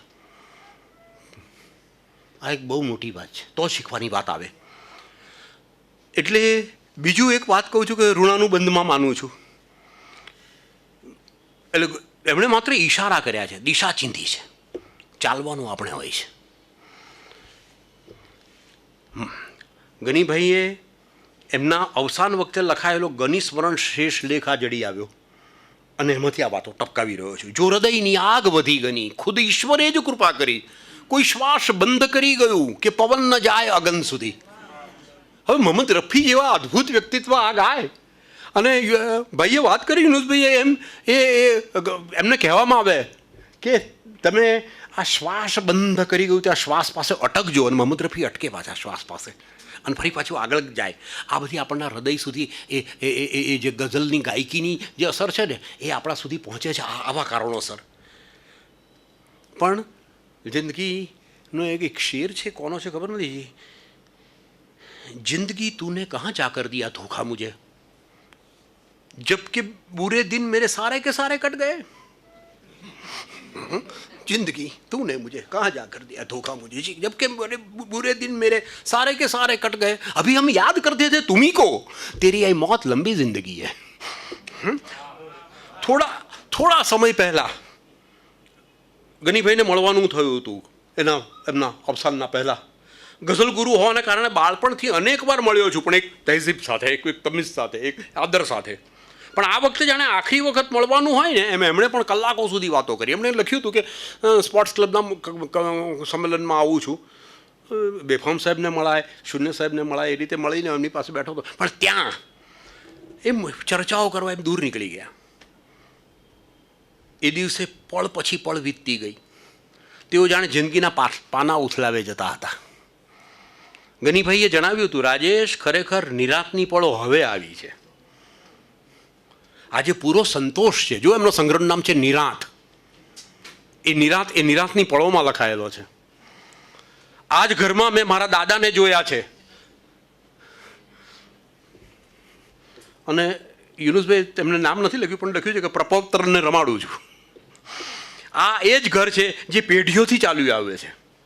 1840માં આ મકાનનો ફારસીમાં દસ્તાવેજ થયેલો છે રાજેશ, એ હજુ મોજૂદ છે, મારી પાસે મેં સાચવેલો છે. બરાબર છે. 1952માં ફરી મકાન કર્યું અને આજે કુટુંબ કબીલા સાથે હળવાશની પળોમાં જીવું છું. ફેફસાના ખિસ્સામાં શ્વાસોનું પરચુરણ ખખડે છે. ચાલ દોસ્ત ફરવા.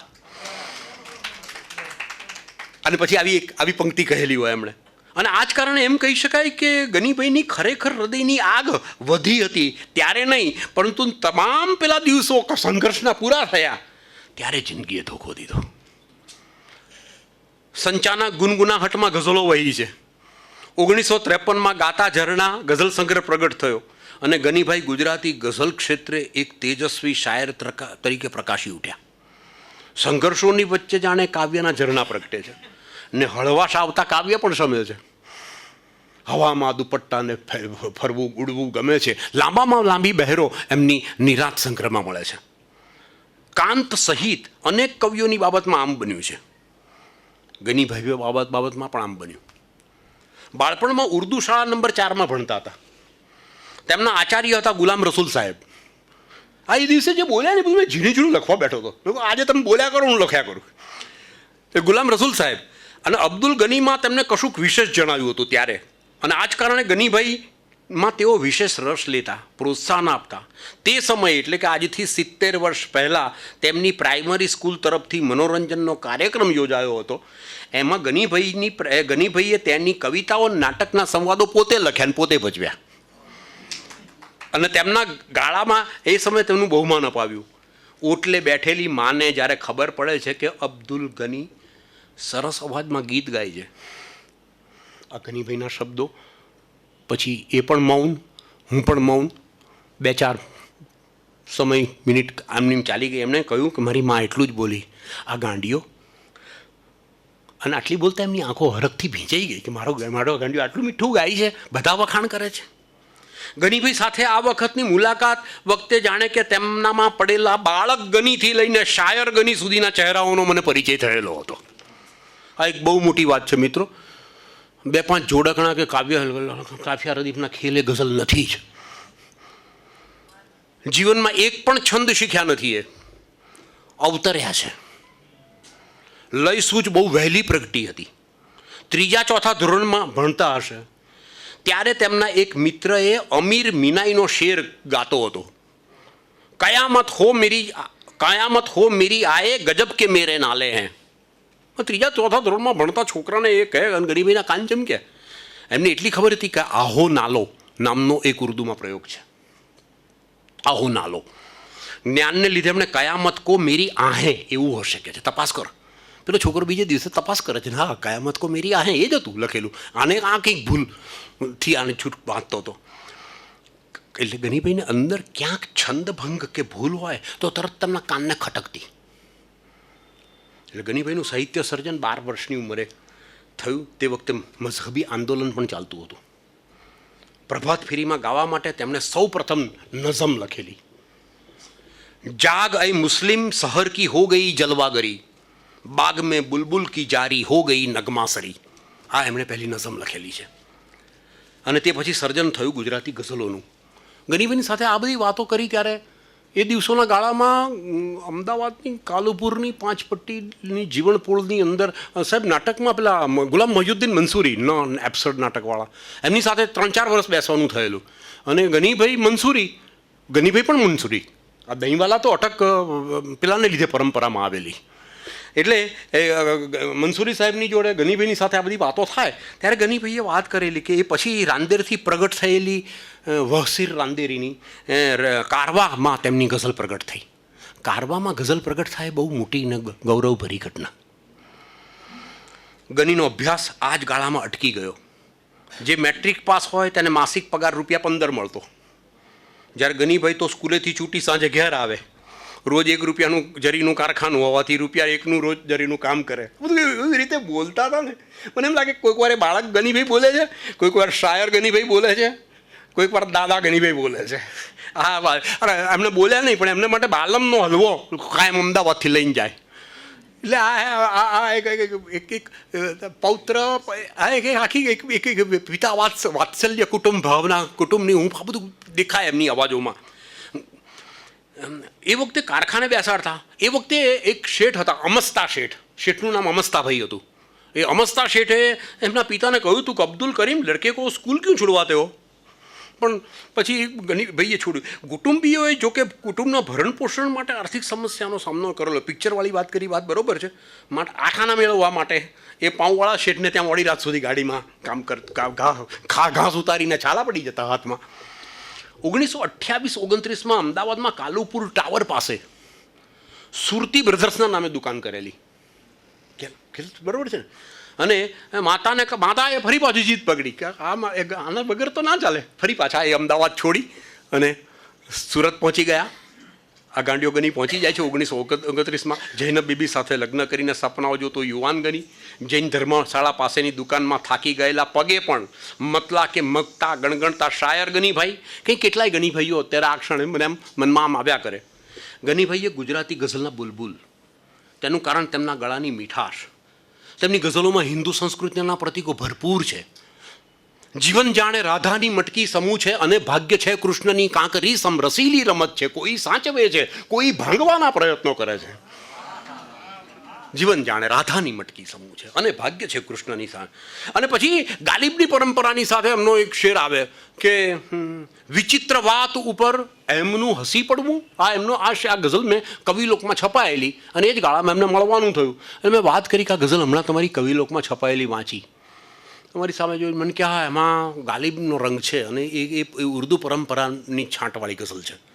વિચિત્ર વાત ઉપર તારું આ હસી પડવું, હું ધન્ય ધન્ય મને બોલતા ન આવડવું. ઘણી તો આ મધુરપ સુધી એમની એક સંગ્રહોનું મળી આવે. જો કે ગનીભાઈનો 5મો સંગ્રહ ફાંસ ફૂલની એમણે તૈયારીઓ આરંભી હતી, પણ નિરાતથી તેમની ગઝલો ની બહેરો ગીત જેવી બની. લાંબા મીટરના વિશેષ જોવા મળે છે. કોઈ ઉર્દુની અંદર જુદા જુદા વિષય ઉપર જુદા જુદા શાયરોના શેરનો સંગ્રહ હોય, પણ ગુજરાતી ભાષામાં કોઈ એક જ શાયરના જુદા જુદા વિષય ઉપરનો સંગ્રહ હોય એવું નહીં બને. એમનો એક સંગ્રહ છે, નામ છે ગનીમત. પ્રતીક્ષા તો પ્રતીક્ષા ઉપર એમના 25 શેર, હૃદય તો હૃદય ઉપરના 10 શેર. આવી રીતે એમનો એક ગનીમત છે સંગ્રહ. અને કહું તો ગુજરાતી ભાષામાં ભૂલતો નહોતો, પ્રથમવાર છે. સુરતના મહાગુજરાત ગઝલ મંડળની સ્થાપના અમીન આઝાદ અને એમાં ગનીભાઈનો યશસ્વી ફાળો. ગનીભાઈએ ઉર્દુમાં પણ સર્જન કર્યું છે. તેમણે હમ્દ અને નાત લખ્યા છે. નાત એટલે પૈગંબર સાહેબ વિશે પ્રશસ્તિ કાવ્ય, અને ખુદાનું પ્રશસ્તિ કાવ્ય હોય એને હમ્દ કહે છે. આ બધાની વચ્ચે એક અત્યંત નિખાલસ એક વ્યક્તિત્વ, અને સાચા અર્થમાં કહું ને તો ગઝલ ચાહકોમાં એ હંમેશા ખોવાયેલું, ગઝલ ચાહકોના પ્રેમને સ્વીકારતું આ છે. મેં એમને પીએચડી કરતો ત્યારે મેં પૂછ્યું કે મારે તમારો ઇન્ટરવ્યૂ લેવો છે, એમફિલ કરતો હતો ત્યારે. મને કે જે કંઈ આવી મળ્યું છે એ લખાયું છે કે છે, આમાં શું આમાં ઇન્ટરવ્યૂ હોય કે છે. શ્રદ્ધા જ મારી લઈ ગઈ મંઝિલ ઉપર મને, રસ્તો ભૂલી ગયો તો દિશાઓ ફરી ગઈ. આજે થોડીક વાત એવી આ કર્યા પછી એક બે વાતો તરફ ધ્યાન દોરવાનું મન થાય છે. એક છે મુક્તક. બરોબર છે કે સમય કે 2-3 કલાક બોલું? હા, તો વાંધો નહીં. એક મુક્તક છે, એ વારંવાર રજૂ કરતા, ભલે કરતું જગત એની કસોટી, નથી જીવી જવું કંઈ વાત મોટી. ભલે કરતું જગત એની કસોટી, નથી જીવી જવું કંઈ વાત મોટી. કવિ તો કલ્પનામાં ઊની ટાઢી, જમી લેશે સૂરજ ચંદાની રોટી. ઉપવને આગમન એમની પ્રથમ પેલી. પણ હવે એક જે વાત કહું છું, મારા ગઝલ લખનાર મિત્રો પણ બધા બેઠેલા છે, એ લોકોને ખાસ કહું તો ગનીભાઈ, આપણે વારંવાર સાહેબ પાલનપુરીનું નામ નઝમકાર તરીકે કહીએ છીએ, જોડ નઝમકાર, પણ ના, થોડોક અન્યાય થાય છે. સાહેબ પાલનપુરી ઉત્તમ ગઝલકાર છે, અને સરસ નઝમકાર તરીકે કોઈનું નામ લેવું હોય તો મરીઝ અને ગનીભાઈનું નામ લેવું જોઈએ. એમની 3 નઝમ વાંચીશ.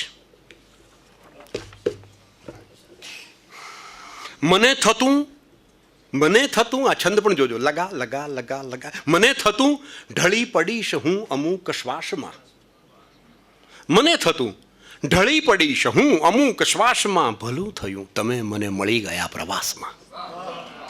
મને થતું ઢળી પડીશ હું અમુક શ્વાસમાં, ભલું થયું તમે મને મળી ગયા પ્રવાસમાં. હસી રહી તી મંઝિલો, તજી ગયો તો કાફલો, થઈ રહ્યો તો રાત દિન દિશાઓનો મુકાબલો. ઉઠીને આંધીઓ તિમિર હતી પ્રસારતી, રહીને જિંદગી કોઈને હાક મારતી. મને થતું કે કોણ મને લઈ જશે ઉજાસમાં, ભલું થયું તમે મને મળી ગયા પ્રવાસમાં. ખરી જતા ગુલાબને હવે ઝીલીશું ખોબલે, ઉડી જતી સુવાસને સમાવી લેશું અંતરે. ખડા થઈ જશું વહી જતા સમયની વાટમાં. મને થતું કે ફેર કંઈ પડે હૃદયની પ્યાસમાં, ભલું થયું તમે મને મળી ગયા પ્રવાસમાં. વિકર્ણ સોણલાઓને વિવિધ રીતે સજાવશું, વિકર્ણ સોણલાઓને વિવિધ રીતે સજાવશું. ઠરી ગયેલ ઉર્મીને હૃદય ઝૂલે ઝૂલાવશું. હવે કદી પવિત્ર જળ ધરા ઉપર નહીં ઢળે, નયન સમુદ્રથી જગતને મોતીઓ નહીં મળે.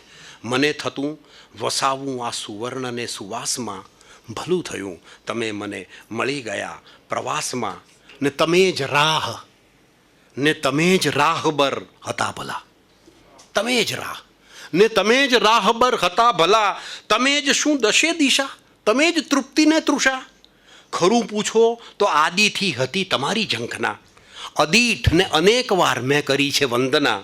મને થતું કે એ જ છે હૃદયની આસપાસમાં, ભલું થયું તમે મને મળી ગયા પ્રવાસમાં. ફરી પાછી પેલી મેં કહ્યું ને કે દિવાળીની અંદર તો કોઈક વાર આપણે સાલ મુબારક કરવા કે ક્યારેક તો મળીશું, અને દિવાળીની અંદર તો કોઈક વાર પત્ર લખીશું. એક પત્ર એમનો નઝમ, એ વ્યાકુળતા વિમાસણ પર વિમાસણ યાદ આવે છે ગયા જ્યારે તમે, એ રડતું આંગણ યાદ આવે છે વિખૂટા પાડતું આપણને કારણ યાદ આવે છે. વિચારું છું હજારો વાર તો પણ યાદ આવે છે એ દિવસો, હાય એ રાતો ક્ષણે ક્ષણ યાદ આવે છે. પરંપરાનો ગઝલકાર છે, પરંપરાની છૂટ પણ નથી, અને પરંપરાની પેલાથી મુક્ત થઈ અને આ ગઝલ લખાઈ છે એ સમયના ગાળામાં, લગભગ 70 વર્ષ પહેલાંની આ વાત છે. જગત પોઢે છે ત્યારે આભના તારા ગણું છું હું, મરણથી પણ નકામી જિંદગી જીવી મરું છું હું, તમારું નામ લઈને અશ્રુઓ સાર્યા કરું છું હું. વીતેલો એ સમય રડવાને કારણ યાદ આવે છે એ દિવસો, હાય એ રાતો ક્ષણે ક્ષણ યાદ આવે છે. ખુશી મુખ પર જણાય શી રીતે જ્યાં આગ હો મનમાં, વસંતોની વિરોધી પાનખર છે મારા જીવનમાં. જો પ્રાતઃકાળ કોયલડી કદી ટહુકે છે ઉપવનમાં, તમારી સાથ વીતેલ શ્રાવણ યાદ આવે છે એ દિવસો, હાય એ રાતો ક્ષણે ક્ષણ યાદ આવે છે. તમે બોલાવતા હું આવતો એક જ ઈશારે ત્યાં, મને મિત્રોય કહેતા મૂર્ખ સાંજે ત્યાં સવારે ત્યાં, કદી મહેમાન થાતો આપનો તો આપ મારે ત્યાં, પરસ્પરના એ આમંત્રણ નિમંત્રણ યાદ આવે છે એ દિવસો, હાય એ રાતો ક્ષણે ક્ષણ યાદ આવે છે. વિતાવી કંઈક દિવાળી મિલનની આશ મેં સેવી, અમી દ્રષ્ટિ તમે રાખજો પહેલાં હતી તેવી. લખું છું પત્રમાં જ્યારે આપનું શુભ નામ ઓ દેવી, કલમને માનના 100 વિશેષણ યાદ આવે છે. અને છેલ્લી કવિતા એમનું છેલ્લી નઝમ, હું હમણાં પૂરું નહીં કરું ભાઈ, થોડુંક વાંધો છે કે આ તો બોલવાનું, આટલા બધા સરસ વ્યક્તિઓ હોય ને તો આગળ બોલવાનું મન થઈ જાય છે. હા, બાકી યાર પેલામાં 2 ગઝલ જાણીતી વાંચીને બેસી ગયા મુશાયરામાં, કંઈ મજા ના આવે હવે. હા, મહાલેખક આપણે બધા લખીએ છીએ, કોઈક મહાલેખક બેઠેલો છે અને એની સ્ક્રિપ્ટ પ્રમાણે બધું ભજવાયા કરે છે. એ મહાલેખકને લખેલી નઝમ, અતિશય આ કથાપટને ન ગ્લાનિમય બનાવી દે, અતિશય આ કથાપટને ન ગ્લાનિમય બનાવી દે, નિરસ વાતાવરણ વિકસાવતા પહેલા શમાવી દે, જગતના મંચ પર પડદો જ તું પડતો બતાવી દે, ખતમ કર આ તમાશો મંત્ર અચ્યુતમ સુણાવી દે. મહાલેખક હવે આ વાર્તાનો અંત લાવી દે. હતા સદભાગી જે વાંચી ગયા પ્રારંભના પ્રકરણ, હતા સદભાગી જે વાંચી ગયા પ્રારંભના પ્રકરણ. યુવાવસ્થા હતી શું એ સમય તારી કલમની પણ, કદી પાછળ ફરીને જોઉં છું ભૂતકાળનું દર્પણ. હૃદયથી સાદ આવે છે એ કર્તાને સુણાવી દે. મહાલેખક હવે આ વાર્તાનો કથામાં, હવે જો તો આપણે ધાર્મિક ગ્રંથોમાં પુસ્તકો વાંચીએ ને તો બધા એવા પાત્રો આવે છે કે બધા ચમત્કારો થયા હતા. કથામાં કોઈ દૈવી પાત્ર તું આલેખતો જ્યારે, સકળ વાતાવરણમાં સ્વર્ગ પથરાઈ જતું ત્યારે, ન અથડાતો કોઈ વાચક વિચારક ઘોર અંધારે, હવે ધીમી થતી એ જ્યોતને સત્વર બુઝાવી દે. મહાલેખક હવે આ વાર્તાનો અંત લાવી દે. હવે ખલનાયકોને ખૂબ ઝળકાવી રહ્યો છે તું, હવે ખલનાયકોને ખૂબ ઝળકાવી રહ્યો છે તું, અસંગત વાર્તા અને પાત્ર સર્જાવી રહ્યો છે તું, પ્રતિપૃષ્ઠે નરી ઘૃણા જ જન્માવી રહ્યો છું તું, પ્રતિ દ્રશ્યે જે વાચકના હૃદયને કમકમાવી દે. મહાલેખક હવે આ વાર્તાનો અંત લાવી દે. ને બધું જોયું તો એવો પણ સમય જોવા ચાહું છું હું, બધું જોયું તો એવો પણ સમય જોવા ચાહું છું હું, પિશાચી પાશવી લીલાનો લય જોવા ચાહું છું હું, કહી દઉં સાફ શબ્દોમાં પ્રલય જોવા ચાહું છું હું. કુશળ કરતા કલમનું આખરી પાણી બતાવી દે. મહાલેખક હવે આ વાર્તાનો અંત લાવી દે. ગનીભાઈએ ગીતો સરસ લખ્યા છે. કલ્પના કરો કે રણકો ફૂટ્યો કંઠની ક્યારીએ, રણકો ગળામાં અવાજનો રણકાર. રણકો ફૂટ્યો કંઠની ક્યારીએ કે રણકો ઘેન કસુંબલ કાવો કે રણકો ગળમાળાનો માવો કે રણકો રણઝણતો ઝગમગતો કે રણકો મીઠો ને મગમગતો કે રણકો નાની નણંદનો છણકો કે રણકો સાસુની માળાનો મણકો. રણકો નાની નણંદનો છણકો કે રણકો સાસુની માળાનો મણકો કે રણકો પરણ્યા સરખો રૂડો કે રણકો માયાનો મત પૂડો કે રણકાના અંગે અંગ રૂપાળા કે રણકાના રામ કરે રખવાળા. આ ગઝલકાર અહીંયા પેલો પરંપરાનો ગઝલકાર નથી. આપણને એમ લાગ્યા કરે કે ગનીભાઈએ ગીતો જ લખ્યા હશે. એવી રીતે એમનું ગરબાનો સંદર્ભનું એક બહુ એ સમયે ખૂબ ગવાતું હતું. છોરી કિયારે રંગારે રંગી ચુંદલડી કે તને મેળે મનખ બધું જોતું રે છોર પેલી કહે છે તારો રુદિયાનો રંગારો ગોતું રે. તો એટલી બધી પરંપરાની વાત કરેલી છે. ઉમાશંકરભાઈને એમની નદી રચનાની અંદર વાંચ્યા પછી એમને લાગે છે કે આ આખી જાણે એક ટાગોરની શૈલીમાં ગીત લખાયેલું ગુજરાતીમાં છે. ભિખારણનું ગીત એ વખતે ટેક્સ્ટ બુકમાં હતું અને એ ભિખારણના ગીતની અંદર આશા અને વાસ્તવિકતા એ બેના સમયબેનની અંદર એક ભિખારણ છે ને. જો તમે ભિખારણ જુદી જુદા સંદર્ભોમાં આવ્યા જ કરે છે ગનીભાઈની અંદર. તમે રાજરાણીના ચીર સમ અમે રંકનારની ચુંદડી તમે બે ઘડી રહો અંગ પર અમે સાથ દઈએ કફન સુધી. વાત તો એ જ છે. ભિખારણ ગીત મજાનું ગાય. ભિખારણ ગીત મજાનું ગાય આંખે જળજળિયા આવે ને અમૃત કાનોમાં રેડાય. એનો અવાજ કેવો હશે કે એનો અમૃત જેવો લાગતો હોય. આંખે જળજળિયા આવે રડતી જાય છે. આંખે જળજળિયા આવે ને કાનમાં અમૃત કાનોમાં રેડાય. ભિખારણ ગીત મજાનું ગાય મારા પ્રભુ મને મંગાવી આપજે સોના રૂપાના બેડલા. મારા પ્રભુ મને મંગાવી આપજે સોના રૂપાના બેડલા. સાથ સૈયર હું તો પાણીએ જાઉં ઉડે આભે સાળુના છેડલા. એના કરમાં હે છે માત્ર ભાંગ્યું તૂટ્યું ભિક્ષા પાત્ર. એના અંતર બળતી લાય ઊંડી આંખોમાં દેખાય. એના કંઠે રમતું ગાણું એને હૈયે હમતી દમતી હાય. ભિખારણ ગીત મજાનું ગાય મારા પ્રભુ મને મંગાવી આપજે અતલસ અંબરના ચીર. પહેરી ઓઢીને મારે નાહવા જવું છે ગંગા જમનાને તીર. એના કમખે સોસો લીરા માથે ઉડતા ઓઢણ ચીરા. એની ઢળતી કાય કેમે ઢાંકી ના ટંકાય. ગાતી ઊંચે ઊંચે સાદે ત્યારે ઘાટો બેસી જાય. ભિખારણ ગીત મજાનું ગાય. આ ગીત એ વખતે એસએસસીમાં બરાબર કહું છું ને 11 એસએસસીની અંદર જ આવતું હતું. અને ઉમાશંકરભાઈ એમ કહ્યું હતું કે આ ગઝલકાર નહીં આ એક ઉત્તમ ગીતકાર છે. એ રીતની પરંપરા એનામાં પ્રગટેલી છે અને એની પ્રસ્તાવનામાં આ વાત કરેલી છે.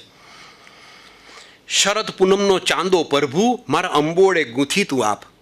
મારે કપાળે ઓલી લાલ લાલ આડશ ઉષાની થાપી તું આપ. એના શિર પર અવળી આડી જાણે ઉગી જંગલ ઝાડી. વાયુ ફાગણનો વીંઝાય માથું ધૂળ વડે ઢંકાય. ભિખારણ ગીત મજાનું ગાય. આ એમના ગીતો છે.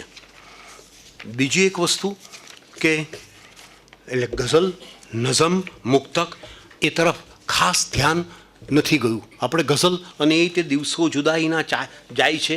થોડીક ગઝલોથી વાત કરીએ પણ થોડીક ગઝલોના 2-4 શેર એવા 2-4 ગઝલોના કહું તો રહે મારું એ એમની પહેલી ગઝલોના શરૂઆતની ગઝલો નામની ગઝલ.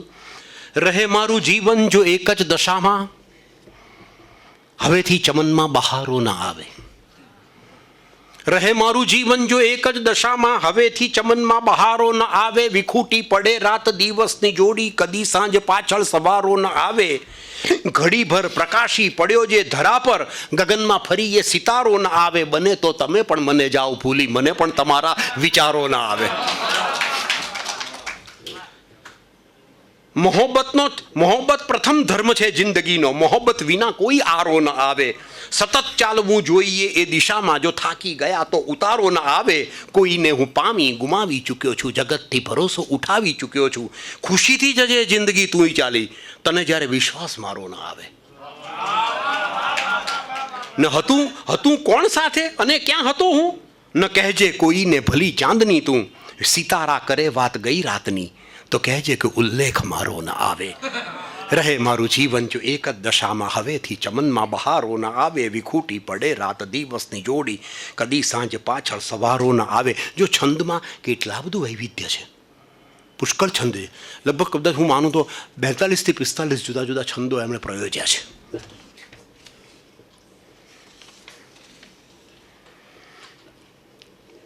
સભામાં ભગ્ન હૈયે રંગ રેલાવી નથી શકતો, તૂટેલા સાજ પર સંગીત સંભળાવી નથી શકતો. અને પછી એક સરસ શેર આવે છે, હે પરવશ પ્રેમ, શું એવો પ્રસંગ એકવાર ના આવે? એ બોલાવે મને ને હું કહું આવી નથી શકતો. હવે અહીંયા પેલી નઝમનો યાદ આવે. હા, તમે બોલાવતા હું આવતો, એક જ ઈશારે ત્યાં મને મિત્રોએ કહેતા, મૂર્ખ સાંજે ત્યાં સવારે ત્યાં, કદી હું આપને ત્યાં. હવે એની સાથે હવે આ શેર મૂકીને જુઓ, હે પરવશ પ્રેમ. તમે આ શું કે સહેજ બોલાવે ને દોડીને જતા રહેવાનું. હે પરવશ પ્રેમ, શું એવો પ્રસંગ એકવાર ના આવે? એ બોલાવે મને ને હું કહું આવી નથી શકતો. ઉમરશંકરભાઈ એક બહુ સરસ શેર પાસે અટકી અને ખૂબ વિગતે એનું રસ દર્શન કરાવ્યું. અને એનું વાત એવી છે કે જ્યાં સુધી એના વદનના ભાવ પરખાતા નથી, ત્યાં જિંદગીના ત્યાં સુધી પ્રશ્નો ઉકેલાતા નથી. અને હવેનો શેર, પ્રિય પાત્રે આપણને જોવે છે મહેફિલમાં, જુએ છે, આપણને જુએ છે, અને આપણને જોયા ન હોય એવું કરી નાખે. અને પાછા બીજાને પૂછે કે આજે ગની દેખાતા નથી. અને એ કોને પૂછે? આપણા જ દુશ્મનને. મારી સામે જોઈ મોઢું ફેરવી લેવું અને પૂછવું પરને, ગની કેમ આજ દેખાતા નથી? જ્યાં સુધી એના વદનના ભાવ પરખાતા નથી જિંદગીના, ત્યાં સુધી પ્રશ્નો ઉકેલાતા નથી. વિપદના કંટકોને ધૈર્યથી પુષ્પો બનાવીને, વિપદના કંટકોને ધૈર્યથી પુષ્પો બનાવીને જીવનની ફૂલદાની આમ બેઠો છું સજાવીને. મહેકો એમના સાનિધ્યમાં હે શ્વાસ ઉચ્છ્વાસો, પવન ફોરમ બને છે પુષ્પની નજદીક આવીને. ને જો અડગ રહેવાનો નિશ્ચય ધરતીના જાયા કરે, એ પડે તો એનું રક્ષણ એના પડછાયા કરે. માફ કર નિષ્ક્રિયતા, મારાથી એ બનશે નહીં, જીવતા મારી જગતને ખોટ સર્જાયા કરે. ને એટલું ઉન્નત જીવનનું ધ્યેય હો સંતાપમાં, વાદળી એકાકી જાણે ચૈત્રમાં છાયા કરે. જિંદગીનો એ જ સાચે સાચ પડઘો છે ગની, હોય ના વ્યક્તિ ને એનું નામ બોલાયા કરે. ક્યારેક ગનીભાઈની કવિતાની અંદર વિજ્ઞાન આવી ગયું છે. કટુરસ છે છતાં કહેવું પડે છે કે મજાનો છે, હસીને જિંદગીનો જામ મોઢે માંડવાનો છે. આ ગઝલની અંદર એક શેર આવી જાય છે કે ખસી જાય છે જ્યાં સાગર, વસે ત્યાં ઝાંઝવા આવી. ખસી જાય છે જ્યાં સાગર, વસે ત્યાં ઝાંઝવા આવી. અમે જો ના હશું તો એ જમાનો આવવાનો છે. અને આમે જ્યાં જ્યાં રણ છે ને ત્યાં એક જમાનામાં દરિયા હતા જ. ખસી જાય છે સાગર, ત્યાં વસે છે ઝાંઝવા આવી. અમે જો ના હશું તો એ જમાનો આવવાનો છે. ગની કુદરત રહી પલટાવતી દિન રાતના પાના, ને હું કહેતો રહ્યો આ સાર તો મારી કથાનો છે. રોજે રોજ જીવતો ગયો, રોજે રોજ હું જીવતો ગયો, અને રોજે રોજ આ વાત બદલાતી ગઈ. છેલ્લે એમની એક ગઝલ જે મેં એમના અવાજમાં સાંભળેલી, એમની પાસેથી એમણે લખેલી અને લખાયા પછી તરત સાંભળવા મળેલી, એ ગઝલ પાસે અટકી અને આપ સૌને વંદન કરી લઉં. સાવ અમસ્તુ નાહક નિષ્ફળ રમીએ. ક્યારેક જિંદગીની અંદર સુખના દિવસો આવે ને ત્યારે કોઈક વાર પેલા આંસુઓ ક્યાંક સુકાયા નથી ને, ક્યાંક ચાલ્યા નથી ગયા ને, એની ચિંતા પણ થતી હોય. સાવ અમસ્તુ નાહક નિષ્ફળ રમીએ. ચાલ મજાની આંબાવાડી આવળ બાવળ રમીએ. બાળ સહજ હોડી જેવું કંઈ કાગળ રમીએ. પાછળ વહેતું આવે જીવન આગળ રમીએ. ને માંદા મનને દઈએ મોટું માંદળિયું પહેરાવી. બાધાને પણ બાધ ન આવે, શ્રીફળ રમીએ. હુંય ગની નીકળ્યો છું લઈને આખો માખો સૂરજ, અડધી પડધી રાત મળે તો ઝાકળ ઝાકળ રમીએ, સાવ અમસ્તું, નાહક નાહક, નિષ્ફળ નિષ્ફળ રમીએ. આ ગઝલો સિવાય એવી ઘણી ગઝલો છે જેને મહેન્દ્ર મેઘાણીએ મિલાપ મેગેઝિનમાં પ્રગટ કરી હોય, કુમારની અંદર એ છપાઈ હોય. એને નિરાંતે વાંચા કરીએ ત્યારે આપણને ખ્યાલ આવે કે જિંદગાનીને દુલ્હનની જેમ શણગારી ગણી અને એને હાથો હાથ સોંપી જેમના ઘરની હતી. એક પણ ડાઘ નથી લગવા દીધો અને આ જિંદગી જીવ્યો છું. મને આજે આ તક આપી, આપ સૌ અહીંયા આવ્યા અને મને સાંભળ્યો, એ બદલ હું આપ સૌનો આભારી. નમસ્તે.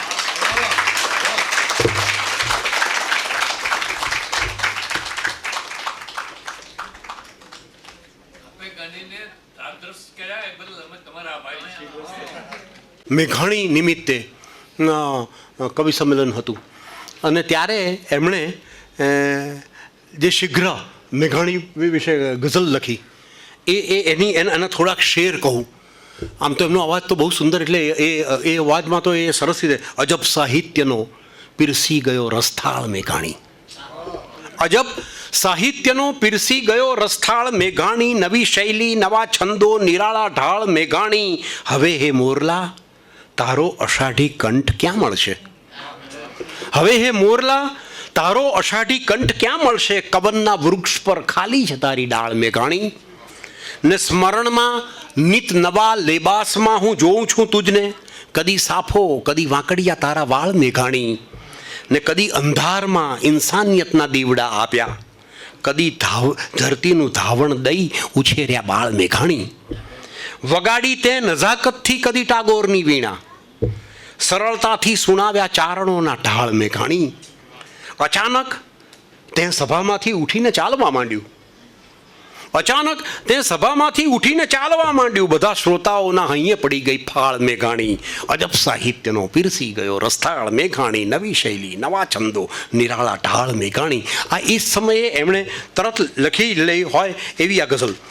બીજી એક વસ્તુ મનમાં હતું કે થોડાક દિવસ પહેલાં મરીઝ સાહેબના દીકરાએ એક સરસ મેસેજ કર્યો 15મી ઓગસ્ટના નિમિત્તે, અને એમાં વાત કરી કે જે દેશની અંદર જે દેશની ધરતી તિરંગાના રંગોમાં લહેરાતી હોય, હા, એ દેશ હંમેશા ઉન્નત મસ્તક જ હોય. આવો એક શેર મોકલ્યો. અને એ સમયે આ બધા પુસ્તકો જોતો હતો ગનીભાઈએ તો આ વાત વર્ષો પહેલાં એક લખેલી એ મળી ગયું હતું. જિંદાબાદ હિન્દુસ્તાન, જિંદાબાદ હિન્દુસ્તાન, આકાશે ફરતું રહેજો તિરંગાનું નિશાન, જિંદાબાદ હિન્દુસ્તાન. એમણે જે ભારતીય પરંપરા અને ભારતીય સંસ્કૃતિની વાત કરી એ માત્ર ગનીભાઈ છે, શૂન્ય છે, આદિલ છે, એ બધામાં જોવા મળે છે. કૃષ્ણ એવું શું છે તારા નામમાં, વાંસળી પડઘાય આખા ગામમાં. કૃષ્ણ એવું શું છે તારા નામમાં, વાંસળી પડઘાય આખા ગામમાં. તો આ પરંપરામાં વાંસળી અને એની વાત એમની ગઝલમાં આવી જાય. લઈને આવ્યો છું ની જેમ જ એમની એક છે, લે કાળ તને સંતોષ થશે, લે કાળ તને સંતોષ થશે, હું તારા ઈશારે ચાલું છું. જીવનના એક તબક્કે એક વળાંકે ખબર પડે છે કે આપણે સમયને દોરી નથી શકતા, સમય જ આપણને દોરતો હોય છે. લે કાળ તને સંતોષ થાય. બોલચાલની ભાષા છે ગઝલ, એટલે ગઝલની અંદર જો બોલચાલની ભાષા નહીં હોય ને તો એ હૃદયને સ્પર્શતી નથી. લે કાળ, જોઈએ આખી વાતથી, લે કાળ તને સંતોષ થશે, હું તારે ઈશારે ચાલું છું, જીવનની સફર પૂરી કરવા તલવારની ધારે ચાલું છું. ચોમેરની થપ્પડ મારે છે, ચોમેરથી થપ્પડ મારે છે, તોફાનના ધસમસતા મોજા, લોકોની નજર તો નિરખે છે, હું શાંત કિનારે ચાલું છું. છે નામનો આ ગૃહસ્થાશ્રમ, ઠરવાનો વિસામો ક્યાંય નથી. છે નામનો આ ગૃહસ્થાશ્રમ, ઠરવાને વિસામો ક્યાંય નથી. જ્યાં થાક જીવનને લાગે છે, હું તેમ વધારે ચાલું છું. અહીંયા છે નામનો આ ગૃહસ્થાશ્રમ, ઠરવાને વિસામો ક્યાંય નથી. ત્યાં ઉમરશંકરભાઈએ કહ્યું કે આ ગૃહસ્થાશ્રમવાળી જે જગ્યા છે ને ત્યાં અટકે છે, ખટકે છે. કારણ કે લગાત્મક રૂપની દૃષ્ટિએ. અને ઉમરશંકરભાઈને સરસ નમ્રતાથી ગનીભાઈએ જવાબ આપ્યો છે કે આ ગઝલના લગાત્મક રૂપની અંદર આ બોલચાલની ભાષામાં આ ખટકો નહીં આવે, પછી એ પણ એ પ્રસ્તાવનામાં આપણને આવે છે. ફરીવાર આ શેર સાંભળ્યો છે. નામનો આ ગૃહસ્થાશ્રમ થડકો છે નામનો આ ગૃહસ્થાશ્રમ, ઠરવાને વિસામો ક્યાંય નથી, જ્યાં થાક જીવનને લાગે છે હું તેમ વધારે ચાલું છું. ઓ સૂરજ ચંદ્ર સિતારાઓ, ઓ આકાશે ફરનારાઓ, આ ધરતી પર ચાલી તો જુઓ જ્યાં સાંજ સવારે ચાલું છું. લે કાળ તને સંતોષ થશે, હું તારે ઈશારે ચાલું છું. જીવનની સફર પૂરી કરવા તલવારની ધારે ચાલું છું. અને આ ગઝલ મારે કહેવી હતી, એ રહી જતી તો જડી ગઈ. તે પ્રેમ આગ, તે પ્રેમ આગ રૂપનો જે લય કરી ગઈ, સળગી ગયો પતંગ ને જ્યોતિ ઠરી ગઈ. મારા દિવસ ને રાત તો દ્રષ્ટિ છે આપની, મુझ પર કદી ઠરી કદી મુझથી ફરી ગઈ, ને શ્રદ્ધા જ મારી લઈ ગઈ મંઝિલ ઉપર મને. રસ્તો ભૂલી ગયો તો દિશાઓ ફરી ગઈ. ગઝલની એક મજા વાત એ છે કે કવિતાની અંદર, કાવ્યોની અંદર એક આમ એનું સવારનું વર્ણન એ વાંચીએ અને આપણને ખ્યાલ આવે કે સવારનું વર્ણન છે. પછી આપણને ખ્યાલ આવે કે હા એની એ અનુભવમાં ના હોઈએ તો પણ એ એની સાથે જોડાવાય ખરું. ગઝલના ઘણા બધા શેર એવા છે કે એ જીવવા પડે છે, કાં તો જીવાય ત્યારે વધારે ખુલે છે. મરીઝના શેર હોય એમાં તો વિશેષ આવું બને છે. શ્રદ્ધા જ મારી લઈ ગઈ મંઝિલ ઉપર મને, રસ્તો ભૂલી ગયો તો દિશાઓ ફરી ગઈ, ને છે મારું દિલ ગની અને દુનિયાની જીપ છે, ચીરી ગઈ કોઈ અને કોઈ બખિયા ફરી ગઈ. તે પ્રેમ આગ રૂપનો જે લય કરી ગઈ, સળગી ગયો પતંગ ને જ્યોતિ ઠરી ગઈ. નમસ્તે. મનીષભાઈ આવે એ પહેલાં આભાર માની દઉં અને વંદન. આવો મનીષભાઈ. આભાર યુનેશભાઈ, આભાર મિસ્કિન સાહેબ. આજે ખાસ ગની દહીવાલાના જન્મદિને ખાસ સુરતથી લગભગ 20-25 જણા, એમનો આખો પરિવાર અહીંયા ઉપસ્થિત છે. એનો વિશેષ આનંદ પ્રગટ કરું છું, એમનો આભાર માનું છું. અને પરિવારજનમાંથી પણ કોઈને આ પ્રસંગે કંઈ પણ વાત કરવી હોય તો મોકળાશ છે, તમે આવી શકો છો, વાત કરી શકો છો. આપનું સ્વાગત છે. યુનુસભાઈ દહીવાલા મારા પપ્પા છે અને અમે એમના પપોત્રીઓ છીએ. આજે ગની દહીવાલા જે કચુંબર કહેતા ને એ અમે લોકો કચુંબર. અને ઘણી વખત જે અમારા પપ્પા છે અને મારા મોટા પપ્પા છે જે અભી ઇંગ્લેન્ડમાં છે, અમે લોકો જ્યારે બેસતા ને ત્યારે અમે લોકો એમને બાવાજી કહેતા હતા. એમને અમારું ઘરમાં નામ બાવાજી હતું અને બાવાજીની વિશે ઘણી બધી વાતો અમને કહેતા. તો આજ સુધી અમને બધી વાતો યાદ છે, કારણ કે એમનું ખૂબ જ નામ અમારા ઘરમાં પણ આજ સુધી બોલાયા કરે છે. જે એમની કાવ્ય રચના છે કે હોય ના વ્યક્તિ ને એમનું નામ બોલાયા કરે, તો ખરેખર એવું જ છે. આજે પણ કોઈ પણ ફંક્શન હોય અને બાવાજીનું નામ ના હોય તો ફંક્શન પૂરું ના થાય. અમારા ઘરમાં પણ એવું છે. અને જે અમારા દાદી છે એ પણ કહેતા કે મારા સસરા જેવા કોઈ સસરા જ નહીં હોય. ખૂબ જ સરળ સ્વભાવના હતા અને આજ સુધી એમની તારીફ તો, સાસુ સસરાની તારીફ તો ભાગ્યે જ કોઈ કરતું હોય. પણ એમણે અમને પણ એવા સંસ્કાર આપેલા છે કે સાસુ સસરાની સાથે સારી રીતે રહેજો. જેમ અમને એમને પ્રેમ આપ્યો છે એ જ આજે અમે કરી રહ્યા છે. Thank you. Hello everyone, my name is Nabila Patel. મારા કાકા છે અને મારા પપ્પા યુકેમાં છે. એકચ્યુઅલી આમ જે મને એટલું જ કહેવું છે કે જ્યારે પણ મતલબ ગનીભાઈ દહીવાલાની વાત થતી તો અમને ક્વેશ્ચન એવું થતું હતું કે તમારામાં આ ચીજ નથી. સમજ પડે છે ને હું તમને શું કહું છું? આ એક ગોડ ગિફ્ટ છે. જ્યારે મારું એક પ્રસ્તાવ આવેલો હતો તો મને એક જણે મને પૂછ્યું હતું કે તમારામાં આવી કોઈ ક્વોલિટી નથી, તમારા બધામાં આવી કોઈ ક્વોલિટી નથી. તો એ ટાઈમ પર મેં એવું જવાબ આપ્યું હતું કે ડૉક્ટર હોય તો ઈચ્છે કે ડૉક્ટર બનશે, ટીચર હોય તો ઈચ્છે કે ટીચર બનશે. અને એના ઉપર આપણે આઈ થિંક સો કે ફોર્સ કરી શકીએ છીએ, ગાઈડ પણ કરી શકીએ છીએ. બટ કવિ બનવું, પોએટ બનવું, ગઝલ ક્રિએટર બનવું is a God gift. So we all are so proud of on our great grandfather. Thank you so much. મારી ભાઈની છોકરીએ કીધું તો મારો ભાઈ હવે 2-3 વર્ષથી થોડું હમણાં લખતા શીખ્યો છે અને હમણાં એમણે આ શરૂઆત કરેલી છે. એક કવિતા એમણે ત્યાંથી લખીને મોકલેલી છે એમને, તો હું એમને કહીશ કે એ વાંચી સંભળાવે. ચાચા અમારા પ્યારા ગુજરાતના સિતારા, આ એનો છંદ છે. ચાચા અમારા પ્યારા ગુજરાતના સિતારા, લોકોની પ્રેરણાના એ સ્રોત સમસહારા. આ બહુ સરસ છે બેટું, આ લખવાનું શરૂ થયું છે, બહુ સારું કહેવાય. જગ ચાહતું ગનીને જાણે ગુલાબ બાગે, ગુજરાતના હતા એ વીંટી જડ્યા નગીના. જોતા જ એમ લાગે વાતાવરણ અલગ છે, ગઝલોને ગીત ગૂંથી દુનિયા ભળી હંમેશા. લખવા સહિત રાખે રજૂઆત પણ અનોખી, ગંભીરતાથી એવી લાગતા શહનશાહ. ચાચા અમારા પ્યારા ગુજરાતના સિતારા, લોકોને પ્રેરણાના એ સ્રોત સમસહારા. ઉપનામ છે ગની ને બુલબુલ સમી તરન્નુમ, ગુજરાતના એ દિલમાં વાણી બની સમાયા. એ પ્રેમ એવો કરતા ના કેમ સૌ વધાવે, કોઈથી દુશ્મની નહીં એ પણ હતા સયાના. જેવો સમય બતાવે એવી તરહ વર્તવું, કરતા નવા વિચારો ભૂલીને સૌ પુરાણા.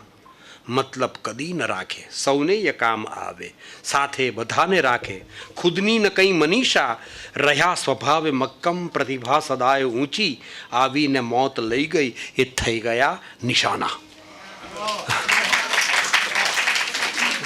બિલકુલ ઉર્દુ ગઝલની પરંપરાથી ગુજરાતી સાથે જોડાઈ. તમારી પેઢીએ ગુજરાતીથી ઉર્દુ પરંપરા સાથે જોડી આપે એમને. સરસ છે બેટા. હા, એક સમૂહ તસવીર લીધા પછી કાર્યક્રમ પૂર્ણ જાહેર થશે. હું માન્ય ઝા સાહેબને વિનંતી કરું કે સમૂહ તસવીર માટે આવે અને સમગ્ર પરિવારને વિનંતી કે પાછળ ગોઠવાઈ જાય.